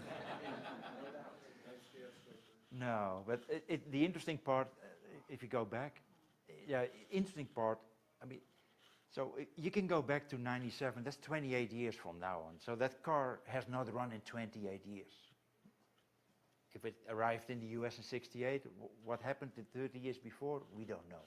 We don't know the history. But if you look at how it was rediscovered, it has Solex PHS 40s on them. It has some different filter. It didn't have the original filter on there with the cartridge. So without a doubt, the car has gone through some hot rod or some idea. So that was the interesting part. And Kevin had ideas for the engine, what to do with it, and nothing came through it. So a year later, I was talking with him through the FAQ. Turns out he was in San Antonio. I'm in Houston. We start talking and said, "Well, what are you going to do with the engine?" He said, "Yeah, I don't know. I want to make from 2 cars one, and I want to do an autocross car with my son." I said, "Oh, really?" I just finished my autocross project with my daughter. And I said, "Well, what do you need? Do you need parts?" He said, "Yeah." So we started an exchange. And long story short, he got the engine of the red car. He got a lot of other parts as an exchange to make an autocross car. A lot of ground control, suspension, struts, adjustable. So he could make with his son, he could make his autocross car. And I became the next caretaker or custodian of engine 166001. So this is how it was when it was also posted on FAQ. Once I had the engine on the engine stand, I just cleaned it up a little bit with a Dremel and a brush, and that's the serial number. You can see that perhaps they were confused. Is it a 0 or a 1 when they stamped those first, when those first engines were stamped in the factory as well. You can see the second 6. It probably had to stamp it twice. But once you clean it up, it was a little bit more obvious. And then you think, oh, what do you do with such an engine? So from day one, I think, you know what? We're going to put it in the red car, and we're going to drive it again. That's the goal. It has to be driven. But not knowing the state and how bad it can be on the inside, you just don't know. So in order to resurrect that engine, I didn't want to screw it up, because this is kind of an historical engine. So what do I do? Who do I consult with? And it turned out that 2 specialists, 2 geniuses of the BMW engine world were able to help me out. One is Terry Tinney in Livermore, and the second one is our own Terry Sater, who's here with us. So we came up with a plan. Terry Tinney took care of the cylinder head, and then together with Terry and Deb, I went to Austin was invited with them for a couple of days to spend time in their shop and their house, and we tackled the engine in the shop with Terry. Next, please. So let's look a bit on the timeline. So I tried to get as factual data as I can find. Like I said, the archive emails were very helpful. Jackie Durett's book was interesting. And in the book as well, and I recommend everybody this book, it's a great story. What I picked up out the book was that in August '67, the BMW board decided, okay, let's do it. Let's put that 2-liter engine into the 1600 models. Because the 1600 Ti was great for Europe, but it couldn't go to the US for emissions and emission standards. And then BMW decided with the Hoffman to make the 2-liter. The 2-liter existed for a long time. It was the BMW racing team was already using it with their CS and other areas. So very interesting information from Jackie Durett's book, the concepts. It was the 1-to-1 designation. And also, Alex van Valkenhausen and Helmut Bunch, they already experimented with a 2-liter M10 in their privately 1600s. That's something which we're reading there as well, so it's very interesting to the need for that little bit extra that make that 2-liter. So when you look into the block itself, I mean the block was casted. So when you look at the casting date from the foundry, the Eisenwerk-Brühl, that's a mark which is made on the day they cast the M10 blocks. That was 3J67, and that stands for the 3rd of September 1967. So we know the block was casted on that date. On that block was the wind stem. We know from the archive, these were the 2 early ones from November and December when it took delivery. And it could be, maybe this was part of the engine that was in the article. So just put the timeline in perspective. I think it's, I thought I'd put the slide up for you all based on research, what we can find, FAQ, literature. So. Okay, next please, Stephen. So then I wanted to build it as much BMW parts as I could, because obviously once you're going to resurrect the engine, I didn't know if the head was cracked. I didn't know if it was bent. Was it shaved too much already? So I took the head off, and then with Terry Tinney, who did some phenomenal work 12 years ago for me on the Targa to line bore the sport cam. He was one of the few people in the United States who was able to do that job. So I said, called him and said, "We're willing to help me to rebuild the head." He said, "Yeah, that's. Can you ship it?" I said, "No, I'll deliver it," because I had to be in California for work. So I took the head with me. I said, "I'll bring some parts as well." Of course, we have to replace the in and outlet rocker arms, the rocker arms themselves. And I was able to find original BMW parts, somebody on eBay in Greece. The gentleman in Greece, he was selling these packages. They had the BMW logo. It was all original BMW rocker. So bought some parts for the engine from him, send it straight to Terry Tinney. And this is in Terry's shop. The head was delivered, the parts there, and even valves. I mean, Greece still had the original BMW valves for the engine. Next, please.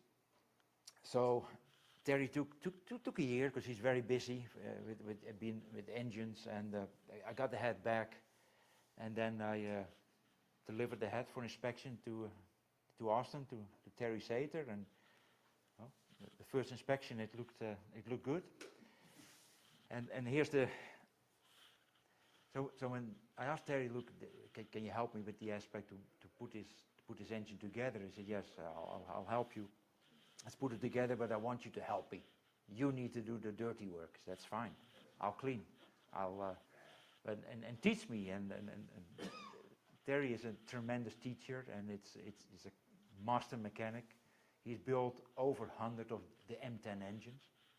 And he said, yep. You young kids, you need to learn it. So I was flattered, you know. It's like, oh yeah, of course, Larry, we'll do that. He said, but you need to come over, and it's going to be a couple of days. I said, okay, that's fine, we'll do it. So the head was already done. So one day I put the when you're alone and you have to get your engine into your Discovery, your shop car, where your tools are very handy. And if you have a 4-post lift, you can lift them up, you can put them on, and you're able to move your engine around safely with support, of course. So we put it in the Disco, and it went to Austin. So here we see Terry's shop. He said the first thing we do, that engine is dirty. I don't like dirt. No dirt in my engine. Terry and dirt is something. And he's right. So everything dirty stays outside. So we start dismantling the engine, not knowing what to expect. I mean, the cylinder walls could be scored. The pistons could be done with. We don't know. That's part of the journey. So initially, the assembly, it was able to move. I was able to do the cleaning. The pistons actually had still the marking 88.96. So that's still standard size. But it had bust-ups. So it's most likely that the pistons have been replaced. So here we see the assembly and the initial inspection of Terry. I've seen worse. Okay. Okay. Yeah, this part here, and what an oil pump. That's a dinosaur. I haven't seen those. This is a real strange pump. So we found some very interesting components on that early engine, like obviously later when the M10 engines came out, they were modified. For example, the oil pump, different sprocket, didn't have the bypass, and it did not make Terry's cut. He said that's not going back in that engine again. So it's a relic now in the garage. The crankshaft was a 6-bolt crankshaft. The sprocket initially was okay, but next one, please. Oh, here's the cast. So here you see the casting of the block with the 3J67. And J BMW skipped a letter of the alphabet, Mike, wasn't that? An I. Yeah, it was very similar with the 1. So the J then is the 9th one, that's September. So that block was cast on the September 67. That's within a month when the BMW board decided, let's build a 2-liter engine in a 2002. So when you put the timeline together, and later on, also when we took it all apart, you look at the timing cover, the valve cover. It was all 67.3, 67.1. Of course, they had the CSs, they were racing, the factory was racing with these engines. So whatever was in the parts bin. But if you put it all together, it made sense to me. Then the big one was, how would the block be? Do we have to bring it to a machine shop? Were we able to, are there any damage? And again, for an engine that has not run for 30 years, we could move it. And inside, Terry inspected, he did some honing, and we left it as is. We left the walls. We replaced all the bearings, the rod bearing, crankshaft bearing. Terry decided, I don't like that sprocket, so the sprocket has to go off. And he taught me all the lessons how to take these sprockets off. I mean, where do you learn that? I mean, it's amazing. And of course, Terry had the original sprocket from BMW in his shop. It's an amazing shop. It's a treasure trove. All the parts which are there, and so we started to work together, and it was fun. I think Terry sometimes had a little bit more fun than I had, especially when there was dirt and I didn't clean it properly. But we had a good time. So we continue working in the shop, putting the engine together. Here you see the plastic gates. That was the big test. I mean, yes, you can refresh the engine. Pistons are clean, put new piston rings on them. But how will the evidence look when you put the plastic gates on it? Is this still within BMW spec? It's either yes or no. So went to the test and everything was within spec. So we're replacing the crankshaft, the crankshaft that came with the engine, anything else we just repurposed, reused in the engine. And of course we replaced the timing chains, everything plastic. And it all came back together. Interesting here as well, we had we replaced the filters. The pulley, I have later a picture of the pulley. Early engines, I mean, there was no mark on the flywheel. The flywheel had no mark. There's no Z and OT wasn't there. It was on the pulley. And now you also know what you can do when you win these T-shirts here at MidAmerica. When you go working, you put them on. Can you wear somebody else's shirt? I'm wearing Terry's now. Our makeup. Yeah. So put back together, and at some point here as well, you can see the casting of the head. It was January '67. So it all came back together. And then, the engine went back to Houston, brought it back home. But this was the final part as well, installing the clutch. It was the clutch with the 3 arms. And I consulted with Mike on the bearing, because those were very difficult to find. A special Zax bearing, which you had for this type of the 6-bolt crankshaft, this type of clutch. But it was the clutch which came with the engine, so let's put it back. That was the goal. It was used for the first 5,200 2002s, the 6-bolt crank and the coil spring clutch. And the coil spring clutch, yeah. No. Where'd you find the bearing? eBay, and in Germany, eBay, and he had 2, so I bought them both. Anybody in the future is in need of it? I know if I need a spare. Yeah. Yeah. You find one, you buy it. It is, and the company I work for, we have offices in Germany, so it's easy. You have to be creative. Well, let's not beat a dead horse, but you have to be creative. So here's the pulley, the original pulley. You can see the OT and the Z. They were marked there. It all came back together. It's all aligned. Of course, when an engine leaves the Terry shop, it's all within spec. It's all as it should be. So then brought it back home.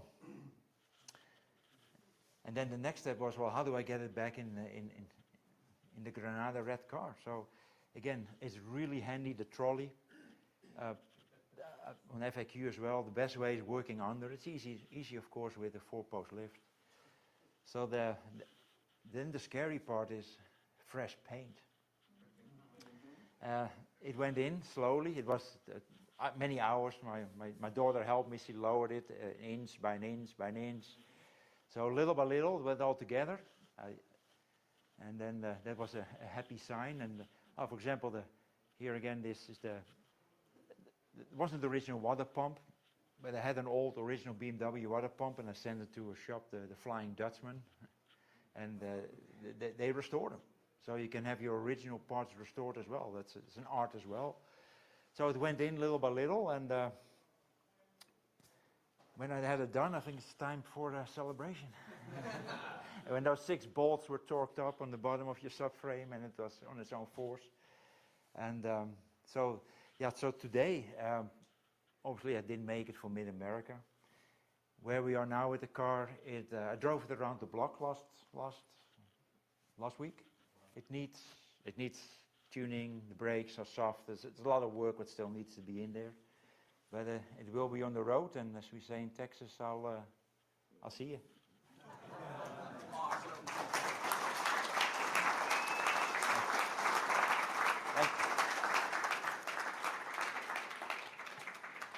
Question for you. Since it's an original 1.6, originally is a Euro spec car right there for that VIN number, what's the compression ratio for that original compression ratio for that motor? 8.3. What was the US spec model back then? 8.3.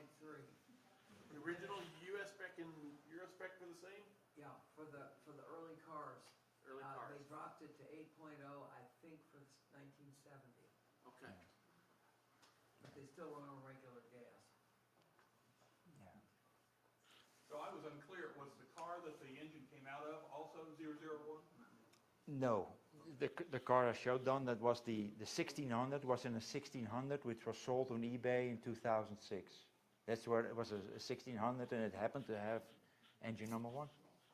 And if it wasn't posted on FAQ, we won't be standing here. We don't know about the engine. So.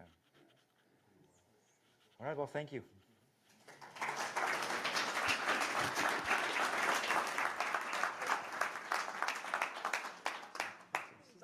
Thank you. Okay, we have a panel of experts that are going to answer some questions, and if you would, just hang in here and I'll get the guys to come in, and they're going to join myself, and I'll ask you some good questions.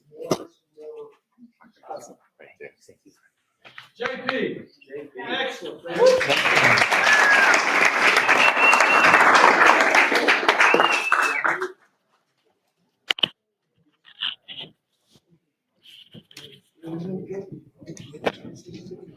Say hi, I'm Stephen Carstens. Nice to meet you.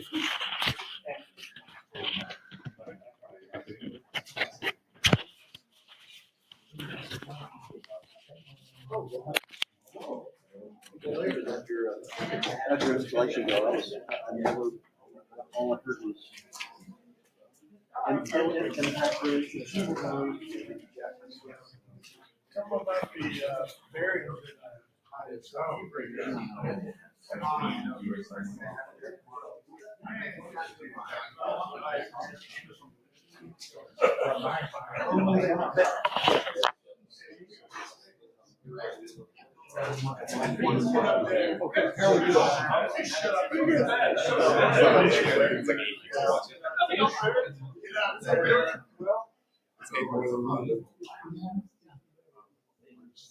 I think it's supposed to stay on. It's going to be careful. You have to face it on the other way. I can't. So, you help me.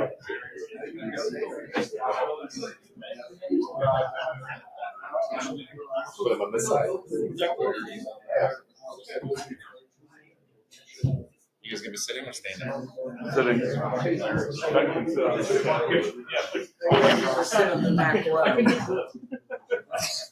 Back of the bus. It's for you guys to share. All right. It's for you guys to share. Oh no. Yes. That's good. It takes a picture from far, so which is actually nice. It looks like a cell phone. Okay, we have Larry Schmidt, Tim Squiat, Ben Tongsai, and myself. So where's Paul Wegweiser? Yeah. I'll go grab him. Fix your car. No, he was out there. Drag him in here. Yeah, get Paul here. So we need some stumping questions. Paul! Come on, Paul. Paul! Turns the other way. Not going to tag says Carl on it. No, you have your name on your shirt. First mistake. I haven't even had a gin and tonic yet today. Not even. No, I haven't. Stand up, Paul. I'm short joke. No, the three of us get to share this microphone. Nope.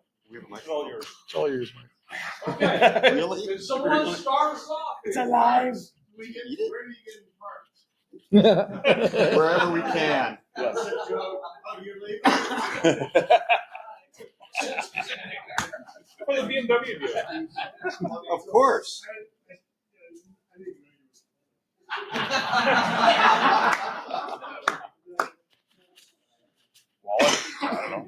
Yeah, Wallace and Dash.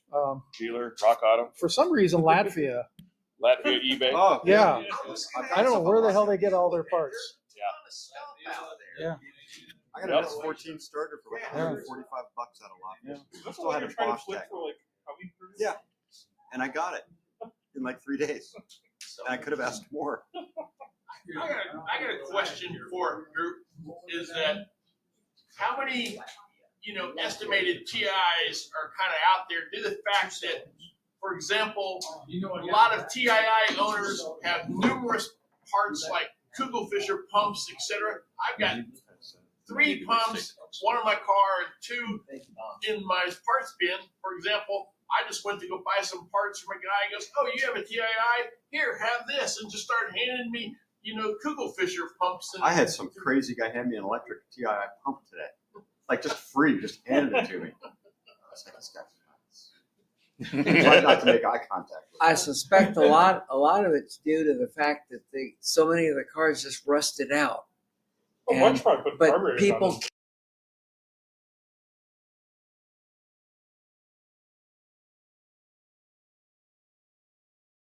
back in the day where you had carburetors on it. It was difficult to find somebody that could work on the Kugelfischer system, and they converted to carburetors. Weber's, Yep. Yep. Weber's, Solex. Yep. And they were Sometimes more $3,500 cars. I mean, these were not $50,000, $60,000, $80,000 cars. It was a car. Yeah. Interesting. Well, remember the day when a big bumper square taillight car was worth more than a round taillight car? Oh, I don't. That was 1977. No, to like mid-'80s. Because it was just a newer car. It was a newer car. They It was were, a newer, well, better car. they were used cars. Yes. Well, if you drove it in the city and parked on the street. Yeah. They were worth more because it was a newer car.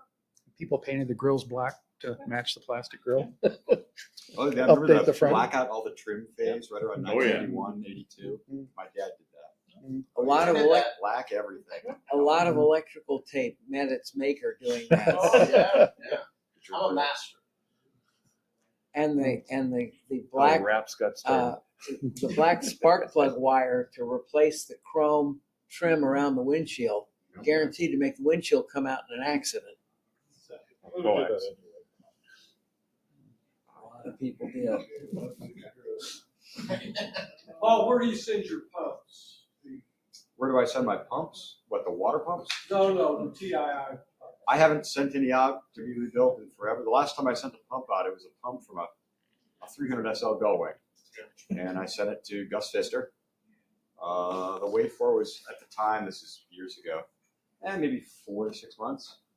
And it came back like a piece of jewelry. And he had actually marked the timing mark on it. On a 300 SL, it's not like a TII where there's a nice mark and you set it to TDC to do AB. No, on a 300 SL, it's like you have to do it at like 30 degrees off of TDC of cylinder number 2. It's like some crazy random thing.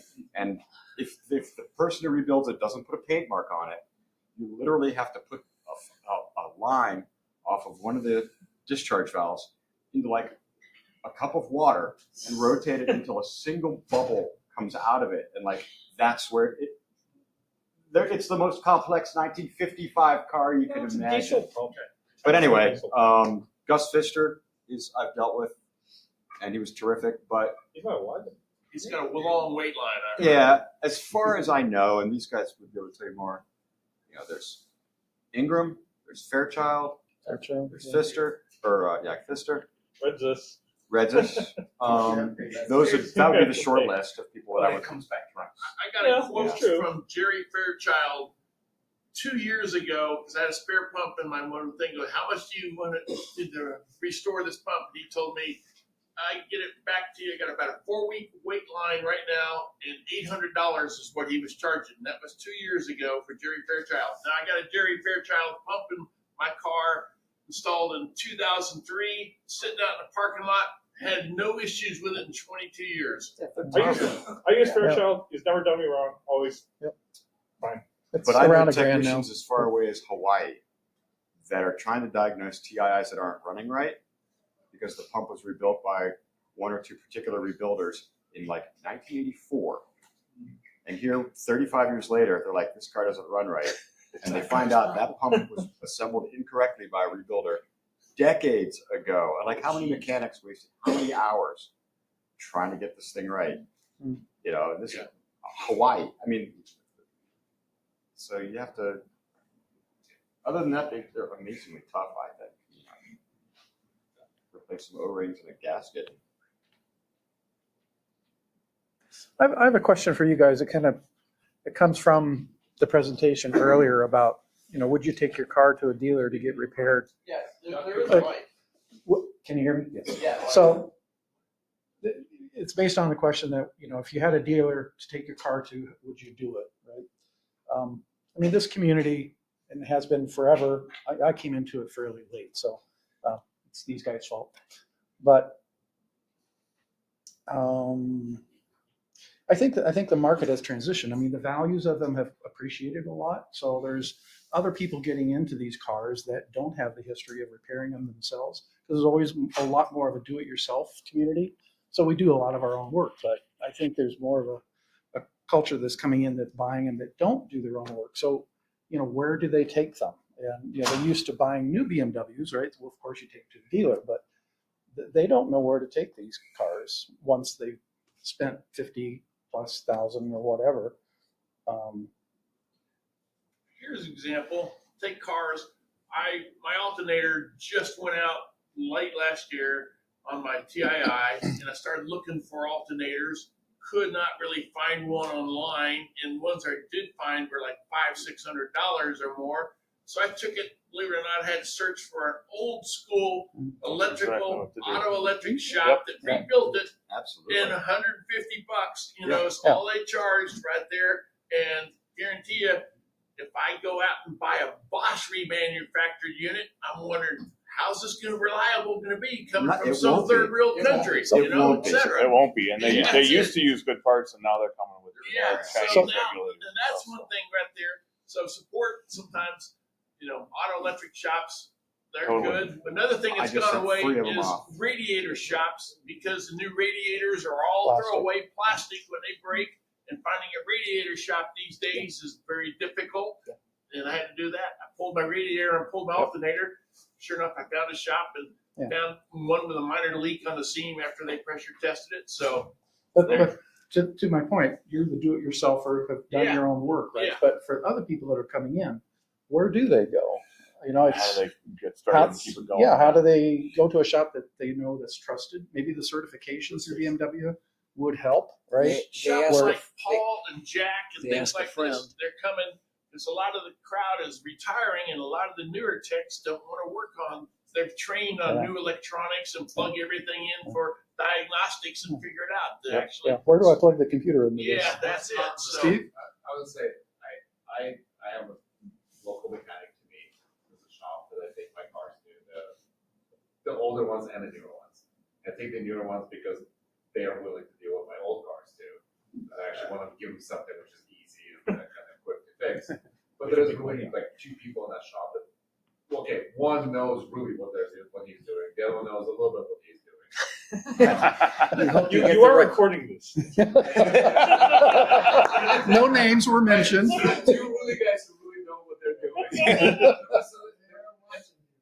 thing is, they have gotten to the point where they actually don't want to take any more customers with classic cars.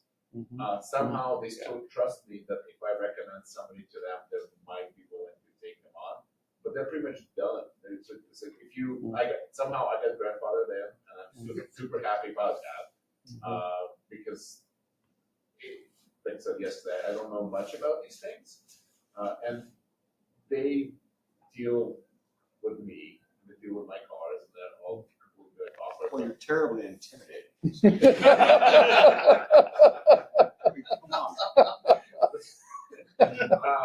And they're still willing to deal with that portion too. But that's it. There's that one shop that I know. There's possibly another one somewhere in the area that I know. There's one more further up north from me. There's a couple in Southern California. So it's a word of mouth. It's word of mouth and reputation, right? Right. So as when we talked earlier today, if my local BMW dealership in Mountain View decides they're going to deal with classic cars, I am not going to take my car there, because how did they come up with an idea that they hired somebody who knows what they're doing? They better have gray hair. Well, possibly no hair at all, yes. Or no hair. Or no hair. But that's kind of like, I have to go and interview the mechanic who's actually been working on my car to understand whether they actually know what they're doing. this is also happening with auto body shops too. It's all word of mouth. So somebody has to try them out first, and then possibly go through it. That's how it works. This is how we find mechanics. This is how we know who's doing what. There are precious few auto body shops now that will mess with That's been true for anything decades. old. Yeah, anything that's not an insurance job. Right. Because it's a recipe or of if it has time rust sink on and it. unpleasant. Well, I have to speak to this issue, and I know I'm not on the panel, but I'm passionate about this, and I'm a working dad. Yep. Go for it, Skip. I have to speak to this. Skip, how do you really feel about this? Why don't he's got I'm being completely Yeah. serious. Grab a chair up here. Come on up here. Where the hell are you, Skip? Tell us how you feel. Here's the deal. No, I'm being completely serious. Here's the deal. I don't want to, under any circumstances, imply that a technician cannot be both competent at vintage cars and high-tech modern automobiles under any circumstances. If they choose. However, the mindset, the processes, they are entirely and completely different. It is not at all the same for me to put an evaporator in your G-bodied X5 as it is for me to build a carburetor or do a valve job on your M10. It's just not the same But thing. it's kind of like putting a heater core in your 2002. True. They don't these technologies share little in common. They don't overlap. And the problem is you cannot drive enough vintage work to a modern dealer to keep your vintage technician busy and paid under any circumstances. Moreover, I'm going to offend the entire crowd here. Enthusiasts not always, many of you are great.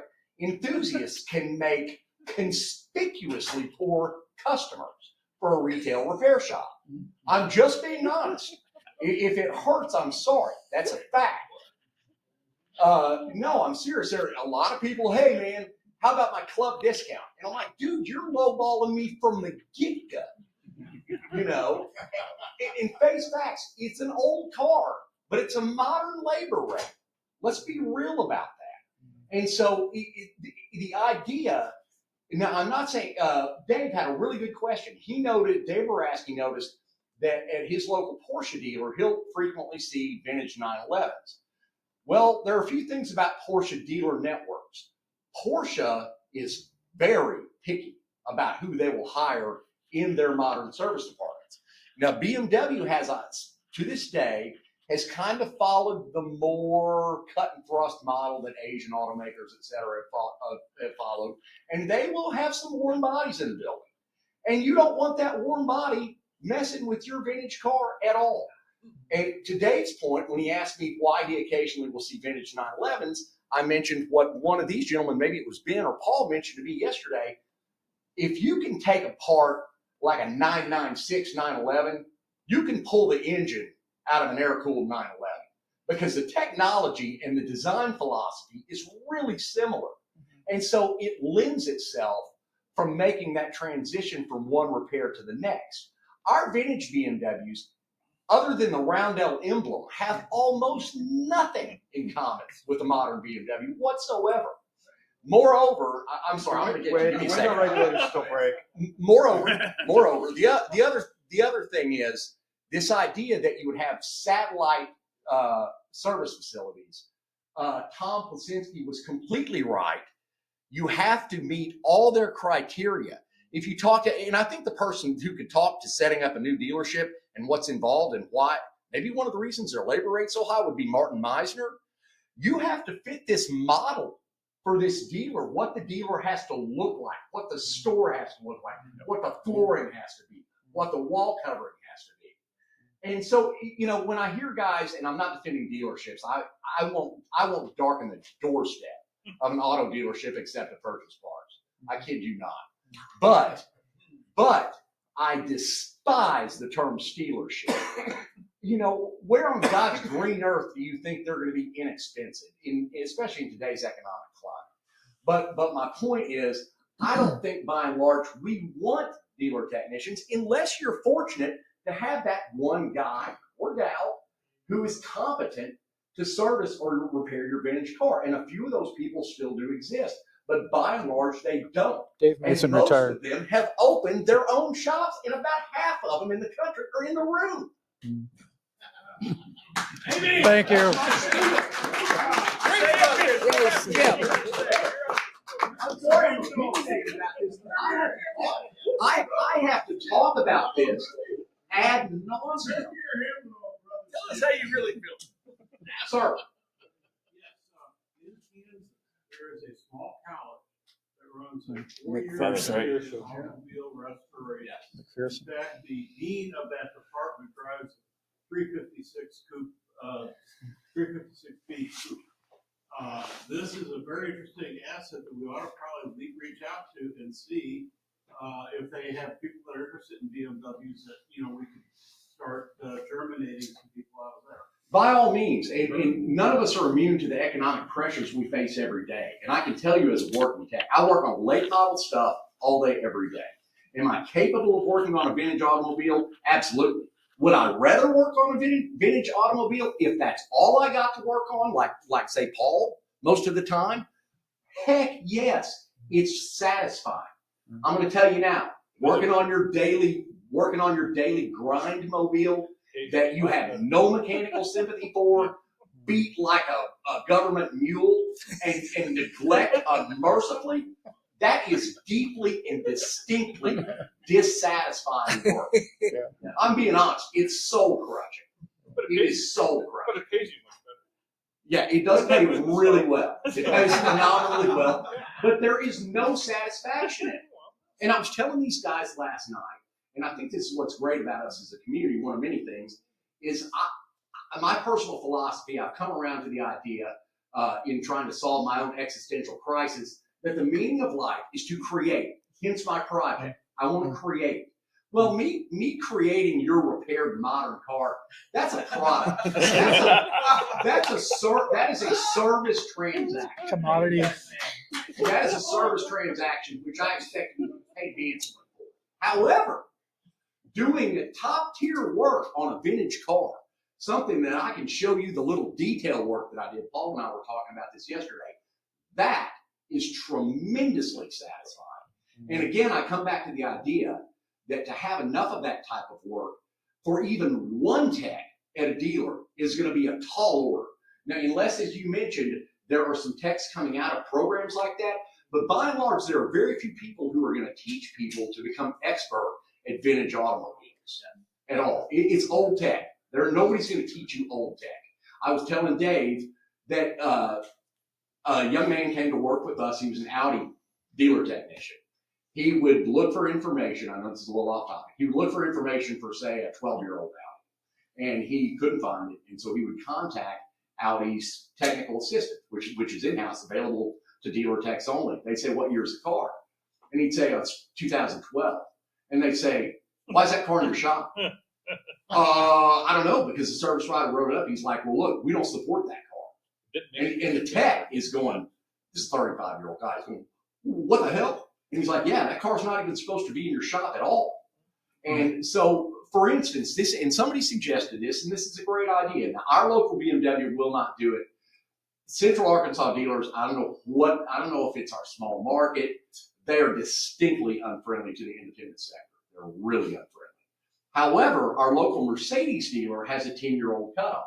So they will routinely send the shop where I work 10, 12, 13-year-old business, which is great because I see dollar signs. You give me your money, you know. However, the BMW dealer, our local BMW dealer, will not do that. The parts department is quite good. The service department's awful, which is why I've not worked for them, even though it's a different family of dealerships. I hold grudges, and it's been 30 years. So, but at any rate, this is not a road we want to go down. You don't want to be messing with dealers unless they have that special guy or gal that can handle what you need to handle. Anyway, okay. So Skip, here's the thing. Problem is because as our cars get older and the techs are going to start retiring and work on these cars, what are you all doing, Paul, Skip, Jack, to get younger people, maybe apprentices who may be enthusiastic to get in your shop and possibly, help them wrench on your cars and teach them anything? I'm going to drop that under a car and give my shop to Wendy. She can just sell the shit. I don't know. I'll be honest my with retirement. you, and I think these guys do this as well. And this is what I've started doing. When I have people that I know I can't help, not so much because I don't want to help them, but because for reasons of scheduling, for reason of the fact, for instance, that their older car doesn't fit in well with the daily cut and thrust of what I'm doing, I get free advice, lots of it. I'm contributing to a finished product. I will refer other people. Some people won't. At your own risk. I'm not sure how excellent Shop B is, but these guys work on old cars. And I will freely give my advice and expertise to somebody who might, with a little nudge, be able to fix their own car. But, it's going to be hard. These cars are older, so they're going to be the realm of specialists. And that's just where these cars are going to fall, and do-it-yourselfers, which many, if not most of us are. And that's just the facts. I mean, that's just where we are, and that's where you're going to find yourself, unless you're in one of those cars, vintage Porsche, where there's good support, or the high-end Italian stuff, which you're always going to be able to find some zillion-dollar shop. Where the money is. Yeah, and that's exactly right. Yep. That's where the loop is. Anyway, that's my spiel. That's my rant. You got it. Just a question, is it more of an issue, though, that it seems like the Porsche world, you can get the machine shops that are competent and know how to deck ahead, know how to do all the inspection, as opposed to kind of our stuff, where it's like, hey, I don't know who you can really trust to inspect the block correctly, right? I mean, I think that's part of the issue, because some of these resources, as Gordon has put it, you can't necessarily find someone who can take a alternator, a starter, and rebuild them correct. All those arts are dying, and unfortunately, machinists are going by the wayside as well, which is really unfortunate. And one of the reasons is there's no margin for error, because any error is an outright failure. So there's zero margin for error, and so it's incredibly hard to train a machinist. Especially on modern high-tech stuff. Well, a lot of that stuff you can't even. It's throwaway stuff. It's throwaway stuff anyway. But I mean, you take an M10, which is a really simple cylinder head to most machine shops. These guys don't even want to take the rocker shafts out of it, which does not require the jig, although the jig is great to have. But guys don't even want to take them apart. I'm fortunate in Central Arkansas, and I was sharing this information with my friend Steve over here, to have a machinist who was not at all comfortable with M10 initially, until I went and visited with him and talked him through it. Now he's done like 25 M10s for me. He has a torque plate so he can bore them nicely if they need to be bored. He's completely comfortable with the head. He does not have the jig to service the valve train, but I just take him mine. He knows how to use it. And so I have a guy. But we've got to work hand in hand with these people to facilitate this. And I do uphold the idea of using armature exchanges, starter and alternator repair shops, radiator shops, although those are few and far between now. I uphold all of that stuff. But the bottom line is, going forward, these cars are going to be in a very few hands. Some of the most capable people are sitting in front of you, or they're going to be in your hands. And so we can't expect anybody to save us, and we don't want a modern, hyper-profit-driven business model involved in the upkeep and repair of these cars we love. It's not feasible for them. Even if we can afford it, it's far less than ideal for us. Okay, Chris? Sir. Just a little experience that I had some years ago when my M10 engine needed to be rebuilt.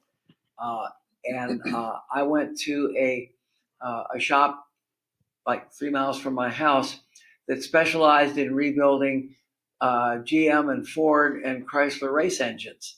And I knew the owner, and I went to him and I said, I've got a BMW engine 4-cylinder engine that needs to be rebuilt. Can you do it? And he said, do you have the specs? And I said, yeah, I'll copy all the pages out of the shop manual for you. And I said, is it going to be a problem? He says, no. And I brought him the engine, and I brought him the pages, and I brought him all the parts, and he rebuilt that engine. And 76,000 miles later, it's still working fine. And he did Walter's engine too. Walter and I visited him with his engine, and his has been working fine too. So the point is, you got to find somebody, do some research. If you're in a decent sized city, even if it's a friend you know that has a 57 Chevy or an old Corvette, ask him who does his machine work. That's kind of where I was. It was kind of a rhetorical question. These guys, a couple of these guys know that I'm lucky. I live in Southern California. So kind of where I'm headed is, hey, I know where to bring a radiator. Lucky you. Yeah, but my point is that You still though? Yeah, Costa, Mesa. Are they still open? Oh yeah. Okay. Yeah, and they can redo my fuel tanks also. But kind of where I'm headed was, I think there's an opportunity to kind of like, hey, here's kind of a small database. Hey, these are the kind of like the people rebuilding. Okay, yeah. Angie's List.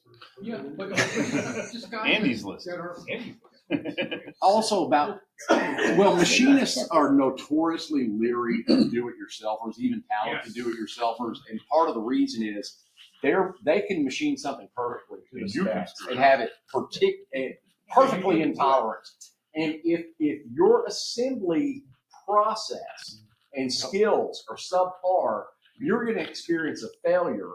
And most guys, gals, whatever, I'm being sexist, most guys, their first thought is to blame the machinist because they don't know how to use plastic gauge. They don't pay attention to the specs. They don't pay attention to the torque sequence. And I'm not implying that we're all a bunch of dumb rubes. We're not, especially the folks in this room. But they deal with a lot of people who simply don't have the skill set to rebuild and build an engine. You don't know what you don't know. So right, and so you have to, as a client, you have to be able to differentiate yourself by doing what Mike did, by providing the spec sheet, by demonstrating that you at least have the fundamental knowledge and desire to make sure that this process occurs correctly. Because my machinist has basically begun to reject all work that is not brought to him from competent repair shops. And so, and sadder still, he's probably, I hope he doesn't retire. He's about 5 years older than I am, so he's approaching retirement age with no understudy. And it's tragic. It's tragic. And he's my only guy. So I will have to find someone else who's competent, who I can coach through the process until they've done a couple and are like, yeah, I'm fine with that. And then you can start pumping them motors. But in the meantime, that's why people like Terry Kinney, who rightly has a great reputation, that's why people like him are so flooded with work, they can barely get it all done. Memphis Motor Works. Those people, because they have that reputation for having the talent and the willingness, and so they've got all they can do. And there are other people that can do this for us, but we have to make sure that we are good clients. That's just the thought about it. But yeah, modern repair shops, by and large, they're never gonna be our salvation, and I don't think we want them to be. Well, Chris, just to clarify, the shop that did the machine work on my engine, I had them assemble it also. Not because I didn't know how. I'd done engines before. I just didn't have the time. And it's not that expensive. No, it wasn't. And That way, comfortable. Yeah, that way I knew it was right. The only thing they didn't do right was they forgot to machine the timing cover. And when I pointed it out to them and showed them the step, They said, oops, and made did it right. Yeah. Yeah. But that was long before the engine was assembled.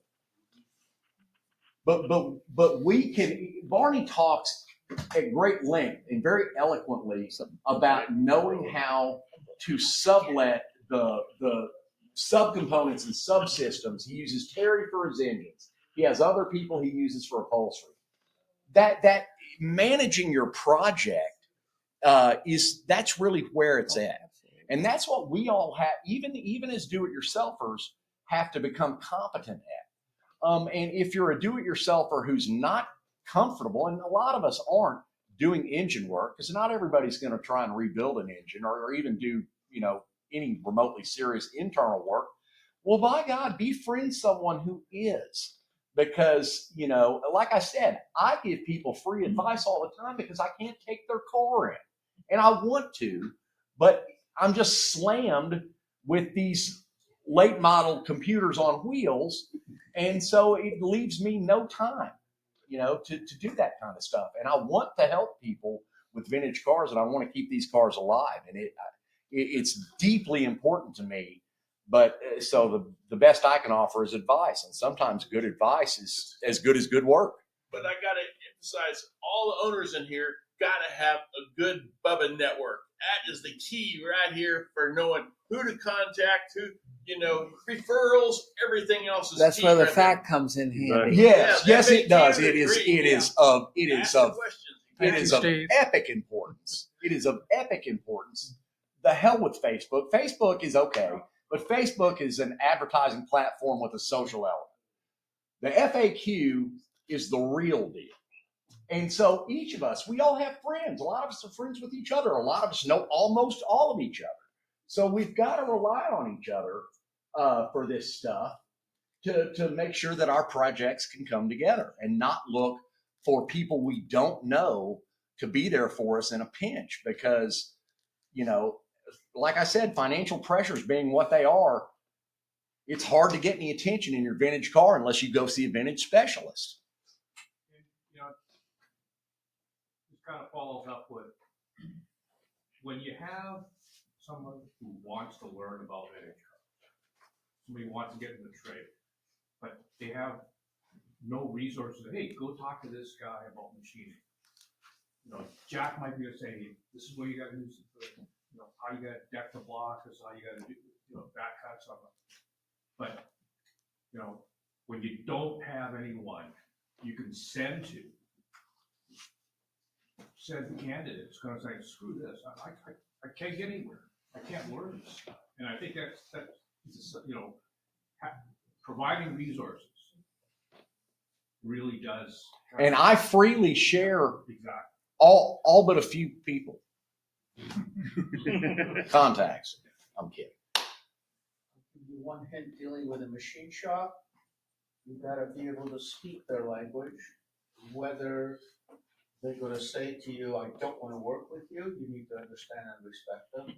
And if they do work with you, don't even think of one consideration of entering negotiation with the machine shop, because if you're gonna enter negotiation, you're not going to be content. I don't like to negotiate with machine shops. Even though people love to do that. Whatever the bill is, you pay. As a general rule, I think, and so I'm writing a lot about this industry, and I always have to reassure people in the industry that I'm not writing some kind of scathing indictment of my industry. Those types of exposés are typically written by people who have failed in my industry. I've succeeded. Ran my own shop for 20 years. I'm still a tech. I've been at this a long time. I make good money, and I'm proud of what I do. Although, like I said, some days working on modern cars for people who aren't especially appreciative is not very enjoyable. Soul crushing. Yeah, it is. But one of the problems is we have our mindset culturally, as a nation, particularly in the U.S., because Europeans respect good auto mechanics. There's a real apprenticeship program to go through. Yeah, you're not just staggering into some shop like I did and getting lucky enough to get hired. you're going to go through a real apprenticeship program. And even the states in this country, like California has the bar, which I think is probably laughable. Michigan has a technician certification requirement. That doesn't mean a lot. And so that's only part of the problem. The other part of the problem is Uncle Bill has told you, great Uncle Bill, told your dad that auto repair was a ripoff, and your dad told you that auto repair was a ripoff, and you told your kids that auto repair was a ripoff. And it's a huge problem. And how that relates to us in vintage cars is that you need to find someone you trust, put your trust in them, expect to pay premium dollars, but expect to get what you paid for. You know what I'm saying? In other words, most of what is interpreted in my industry as theft, as intentional fraud, is incompetence, which is theft by accident. That doesn't make it theft any less. It's still theft. But if I misdiagnose your car and tell you need $1,000 part and it doesn't fix it, and then I find the real problem and I don't eat it, I just robbed you. And that is a major problem. So my point for all of us is to be the best customers we can be. Don't haggle. Don't split hairs. You know, people call the shop where I work and ask about the hourly rate. And I'm like, how is that relevant in the grand scheme of things? And the reason I say this is because you can come see me at a high hourly rate. I do a lot of modern BMW. I'm going to get to the root of your problem typically really fast. Now, we're going to charge you some kind of published book time. Those exist for a reason. And I intend to benefit from that because once I've done a job enough times to get really quick at it, you're damn right I expect to be paid. And I'm not giving you a discount for my hard work, blood, sweat, and tears. But I'm going to stand behind it. It's going to be right. And so we all have to have the mindset with anyone we deal with regarding an automobile, new or vintage, get ready to pay, but don't be afraid to expect what you paid for. You know, and I know I'm kind of on a tangent here, and it's a side topic, but it's hugely important to us as a culture. And so we have, like I said, we have this culture of people who think that auto repair is fundamentally a ripoff, and that's because they have no concept of that they're driving a computer that has tires on, especially in the case of a late model car. But there's a tremendous amount of learning, a steep curve, and sweat equity that goes into this. And to haggle with the mechanic is to devalue that expertise and that the dues this individual has paid. And I am hugely offended by that. And I mean, I will fire a patron of a business I don't even own. Guy comes in with an S-Class Benz. It's 10 years old. It needs everything. It's much better than a 7 Series BMW, but it's still an expensive car. And he is trying to crack whip.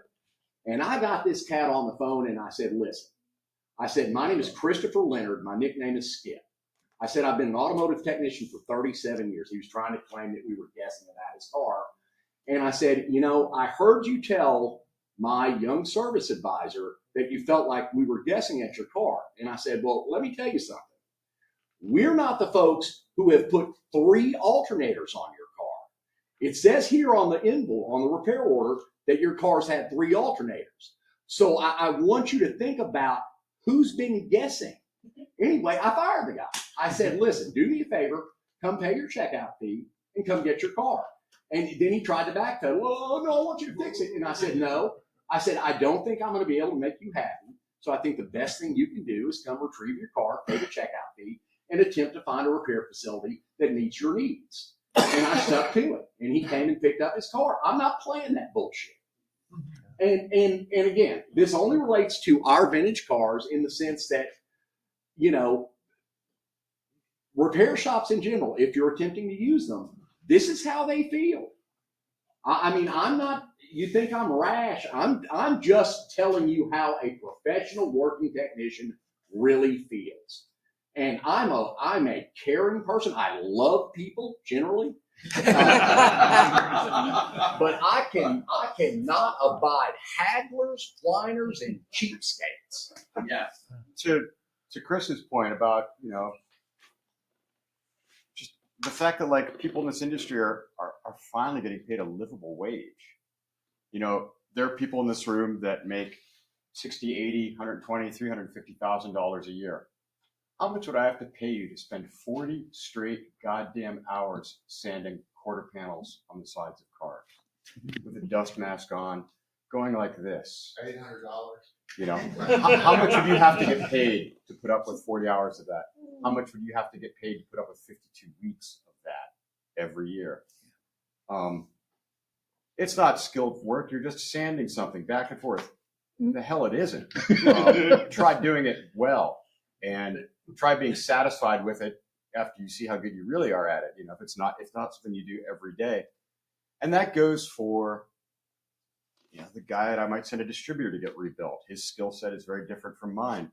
But when I send stuff to let's refer to them as vendors, whether it's a rebuilder or my machinist, I try to extend to them the absolute respect of when I go to the doctor, when I take my cat to the vet, it's like I charge a lot for my expertise.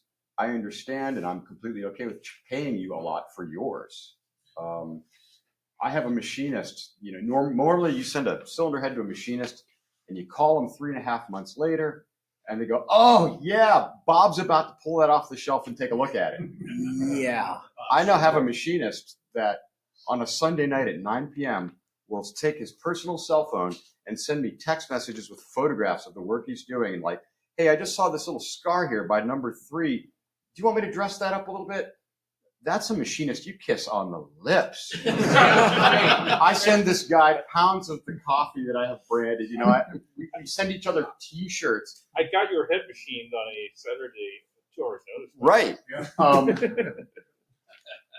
And where was I headed with this? I've sent them enough blocks, and I'm like, "Hey, you don't have a torque plate for this. I'd like to just buy one so you have one." He's like, "Paul, you sent us enough motors. We'll just get it." I mean, that guy's on my Christmas list. And and worried about like, how long are they going to be in business? Well, they just bought and moved their facility to an even bigger building. I'm like, praise Jesus, I've tried local stuff. Like I dropped the block off for my Bavaria motor that I'm building. It's too heavy to send UPS. I dropped it off. They said it'll be 3 months before we can do it. And I was in no hurry, so I'm like, fine. But I have crates, and I ship my stuff across the state of Pennsylvania, and it costs probably $600 in shipping to do a motor. I ship them pre-made crates. They do their machine work. They put them back in the crates. I email them a return label. They send them back. I get stuff back in like a couple weeks. Yeah. Such an example, we're talking about people with knowledge and skills. Last year when I drove the Targa to MidAmerica, my pinion bearing was gone. It was singing and well, not true. I pulled 3 MidAmericas with it. Well, then you knew it was coming.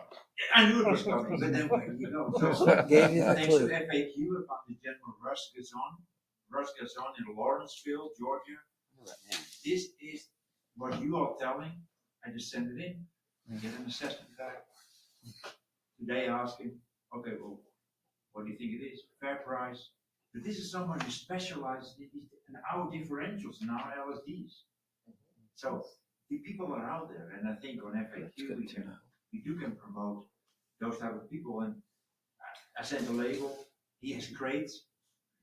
It's fantastic, and the people are out there. So we need to promote those people. Russ Gazon, Lawrenceville. Yeah, and we need to promote them, and we need to network with one another, and we need to do it via 2002 FAQ in the event. No, seriously, I'm not just kissing up to Steve. In the event that we don't have direct go-to people, like I know enough people in the room that I know who I want to call for certain things. I needed a set of pistons for Tim's TII. I called Ben, and Ben said, "Man, by far the best place to get those is Wallop Nash." And so I'm like, okay, the expert, the guru spoken. That's where I'm going. I know if there's certain things I'm going to call Paul about.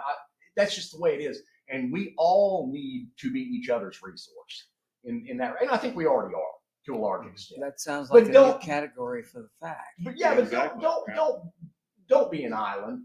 Don't treat yourself like an island, because we all have enough contacts. And if you're super shy, just emails are great for shy people. Well, not everybody likes to answer an email or send an email, but it's good for people who don't like to talk on the phone. But I mean, Yeah. Hey, you know what? Uh-oh, he's standing. I'm standing. Yep. I've Give been him in the the mic. car collecting business or in. Okay. Yeah, I'm back. I've been going to car shows and been involved with classic and vintage cars since before I was born. True. What's that? Before you were thought of? Yes. He was conceived in My- 1928 Packard. My father drove 34 Packard 12 sedans as daily drivers. He had a Lincoln Zephyr 12-cylinder convertible. He had a 1929 Lock. Lincoln? Lock Yeah, body Lincoln? yeah, a Lock Lincoln, which is a custom body car. I essentially come from good car collecting stock. I'm sorry. Yeah. So I know early American cars. I've got a 1940 diesel car, 440 Touring. No, you haven't heard about that. Mike has. I'm sorry? The Kissel car. Yeah. Yeah, it's out in Hartford, Wisconsin. And Hemmings Motor News has been around for effing ever. 1954. And if you can't find it in Hemmings, it doesn't exist. It's got everything. If you need a tuck and roll on your one of a kind or two of a kind Kissel car, that's where you go. If you need a machine shop anywhere in the United States, that's where you go. If you don't know where to go for anything, you go to Hemmings, because car collecting has been happening since the beginning of the automobile in Germany. And you know, back in the 50s, the biggest or the highest auction price ever paid was for a 1913 Mercer Raceabout, $45,000. They thought the guy was insane. Who would spend that kind of money? Meanwhile, now it's like, you know, Ferrari 250 GTOs are essentially priceless. And all these guys know right where to go and what to do, and you know how to contact everybody. It's pretty simple. And I know curmudgeons. I've worked with curmudgeons. I've paid curmudgeons. I've loved curmudgeons. Are you one of them? Yes. I've become a jaded curmudgeon. Paul knows exactly what I'm talking about, by the way. Oh, yeah. Self-disclosure is the first step to recovery. Watch the program. There is no recovery. So, you know, been born into it. So if you can have a 1932 Packard 12, or sorry, it's a 32 twin six Dietrich convertible Victoria restored, you can get a 2002 restored. Whether you do it like Barney has done it over the course of umpteen dozen years, or you get Ben or Paul or Larry or Tom to help you, or you or even Jack. Even Jack. Ouch. Even Jack. Sorry.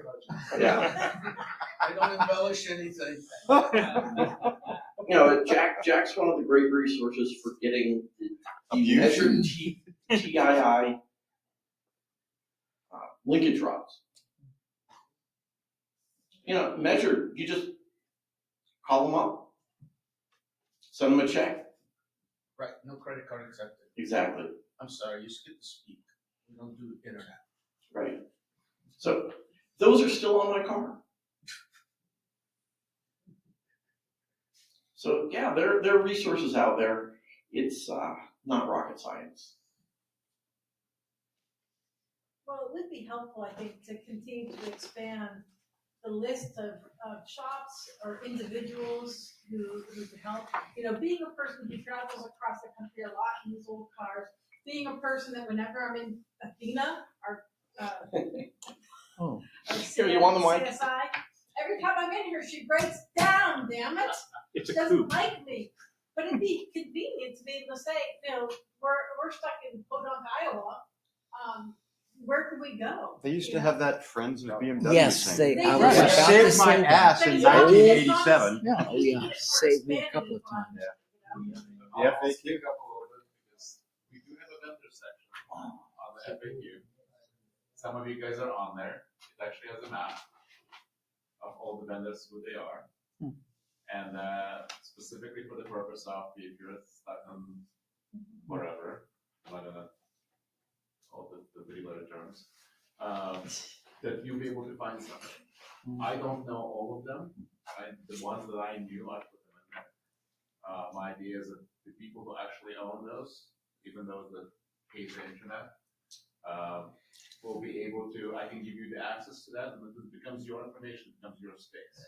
I mean, it's almost like the Yelp for 2002 owners. And it's kind of, I don't want to say it's another one of those hidden resources that nobody knows exists, unfortunately. Probably my fault of doing that. And we also have, we have the supporting vendors, the guys that actually do pay me a small amount of money, and they show up as a little, on every page they can never rotate through the whole thing. So those are the guys that can, you know, they support monetarily the site. But otherwise, yeah, you can go to the vendors, and there's a section. I can't tell you how many shops there are at this moment, but we have 25 vendors right now that are friendly to the 2000s. Yeah, on the E9 A9 forum, they have started gathering parts resources and different vendor resources all over the United States to take care of E9s. And a lot of the people who take care of E9s take care of the 2002s too. It's open for everybody. If you know a place, add it in, just keep going from there. It can grow, it will only grow people who know the resources. Somebody just asked online actually, we have that section. We start one, and yes, we have one. They're like, well, you know, details like alternator, you know, radiator. I'm like, yeah, we can tag anything we want. This is kind of easy. It can make the shop specialize in suspension, specialize in restorations, you know, all this stuff. It's very easy to change. Very easy to You know, and a lot of shops like VSR, which I'm a huge proponent of, they'll work with any budget. You know, it's like, it took 5 years for one car, it took 7 months for another. But those, you know, that's few and far between, so. You gotta, you know, they work with any budget. And there's trusted shops all over the country. Borrow that for a minute. I'm going to offer my closing thought. No. I'm going to have a question. This is to sum up everything I've said. Find a mechanic, and if you can. And if you can, cherish your mechanic. Love your mechanic. Scotch is good. Be faithful to your mechanic. And above and beyond all else, pay your mechanic. I want to say this, and this is my personal pitch, and I'm joking, but I'm serious. When I closed my retail shop at the end of 2018, I did it ostensibly to finish my master's degree. But I'll be honest with you, I was super burned out about this satisfying grind because I was doing the same thing in my own shop, and I did some vintage BMW stuff, including for a lot of people here in the room. But it was hard to do with the daily cut and thrust of fixing mom's grocery.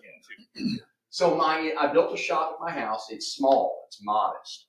But my intention was to do exactly what Paul does. Now, I don't pretend to be on Paul's level with a lot of this stuff.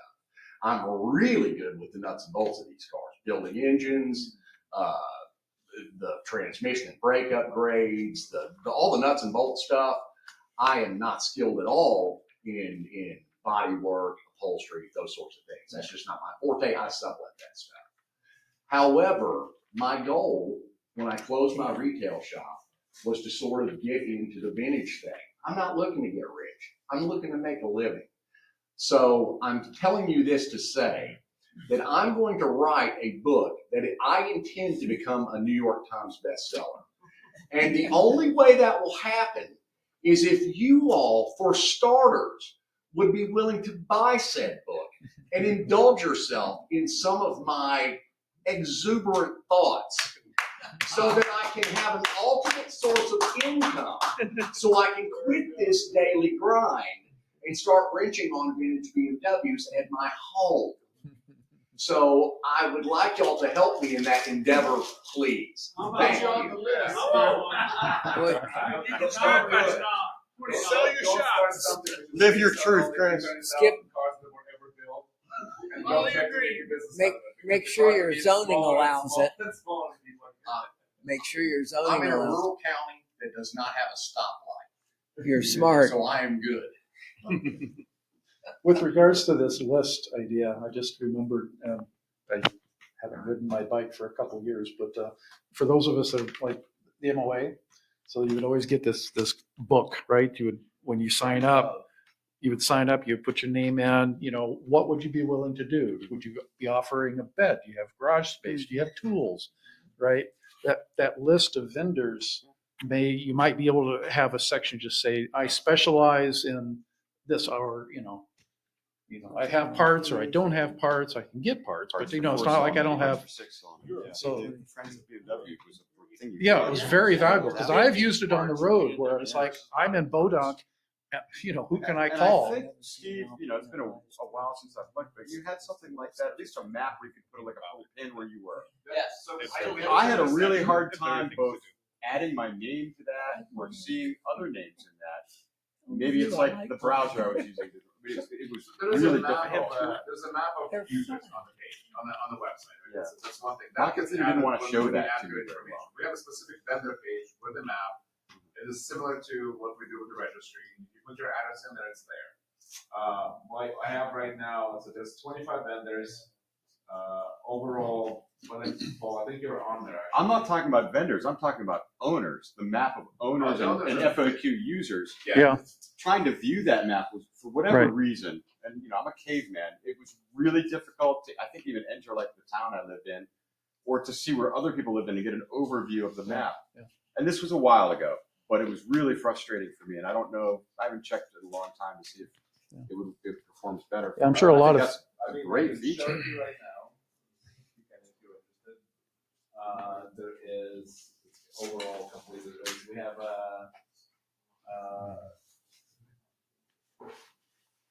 there are 2,471 members that put their address on the map. Oh, that's fantastic. There are 11. I'm just gonna random numbers. There are 11 in Hawaii. Yeah.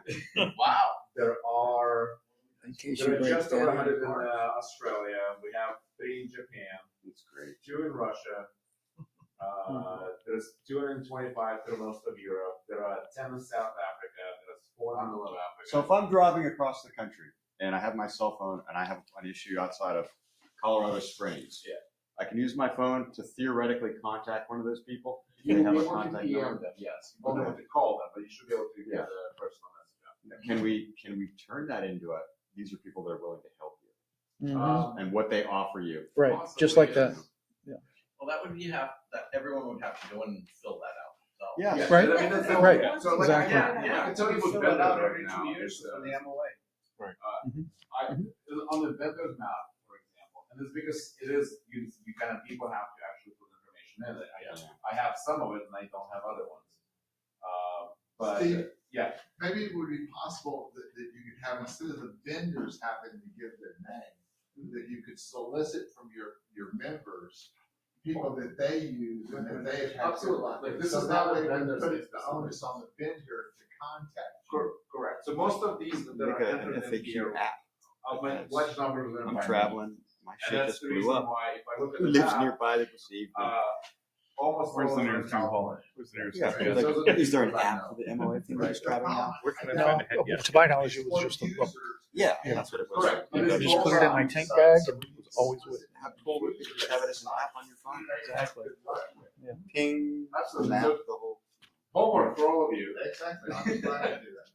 Go put the vendor in there that you actually are aware of, that is very friendly to you, 2002. So this is what they do.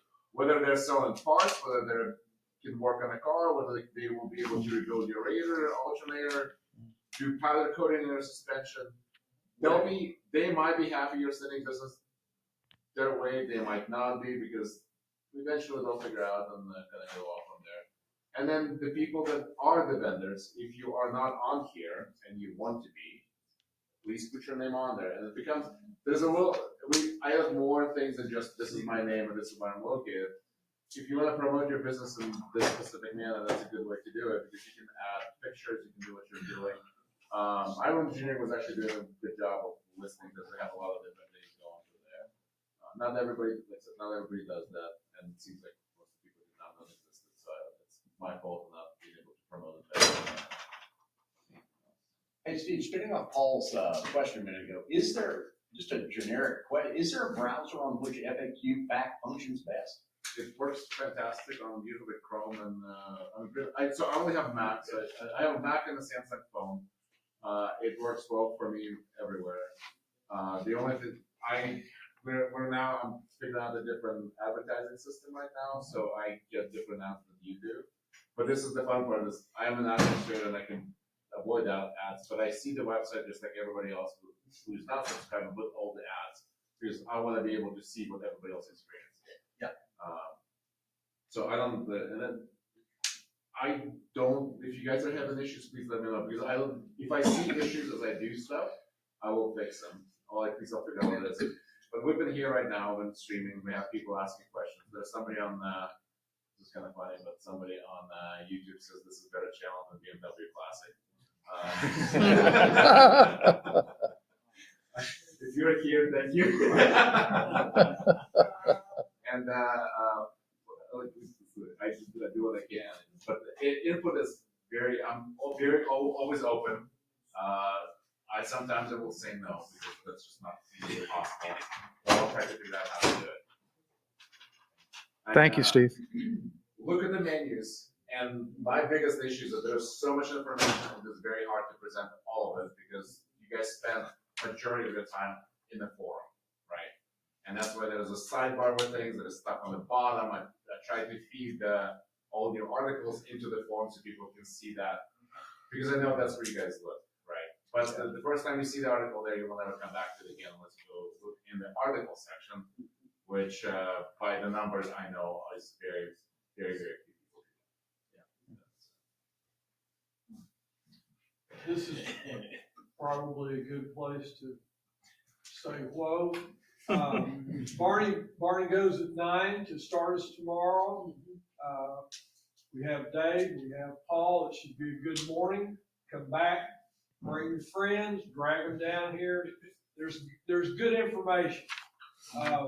Thanks, guys. As usually happens, we kind of head off somewhere. We'll see you in the morning. Wandered on off. If you would, please head on down the building so we can lock it up. Oh, these chairs are really hard on your butt. It's painful to get up. It's hard on my sitter. That's what I want to be, yes. But without forcing people to pay for it, yes. Hold on, let me end all the sessions. No, it's the posterior.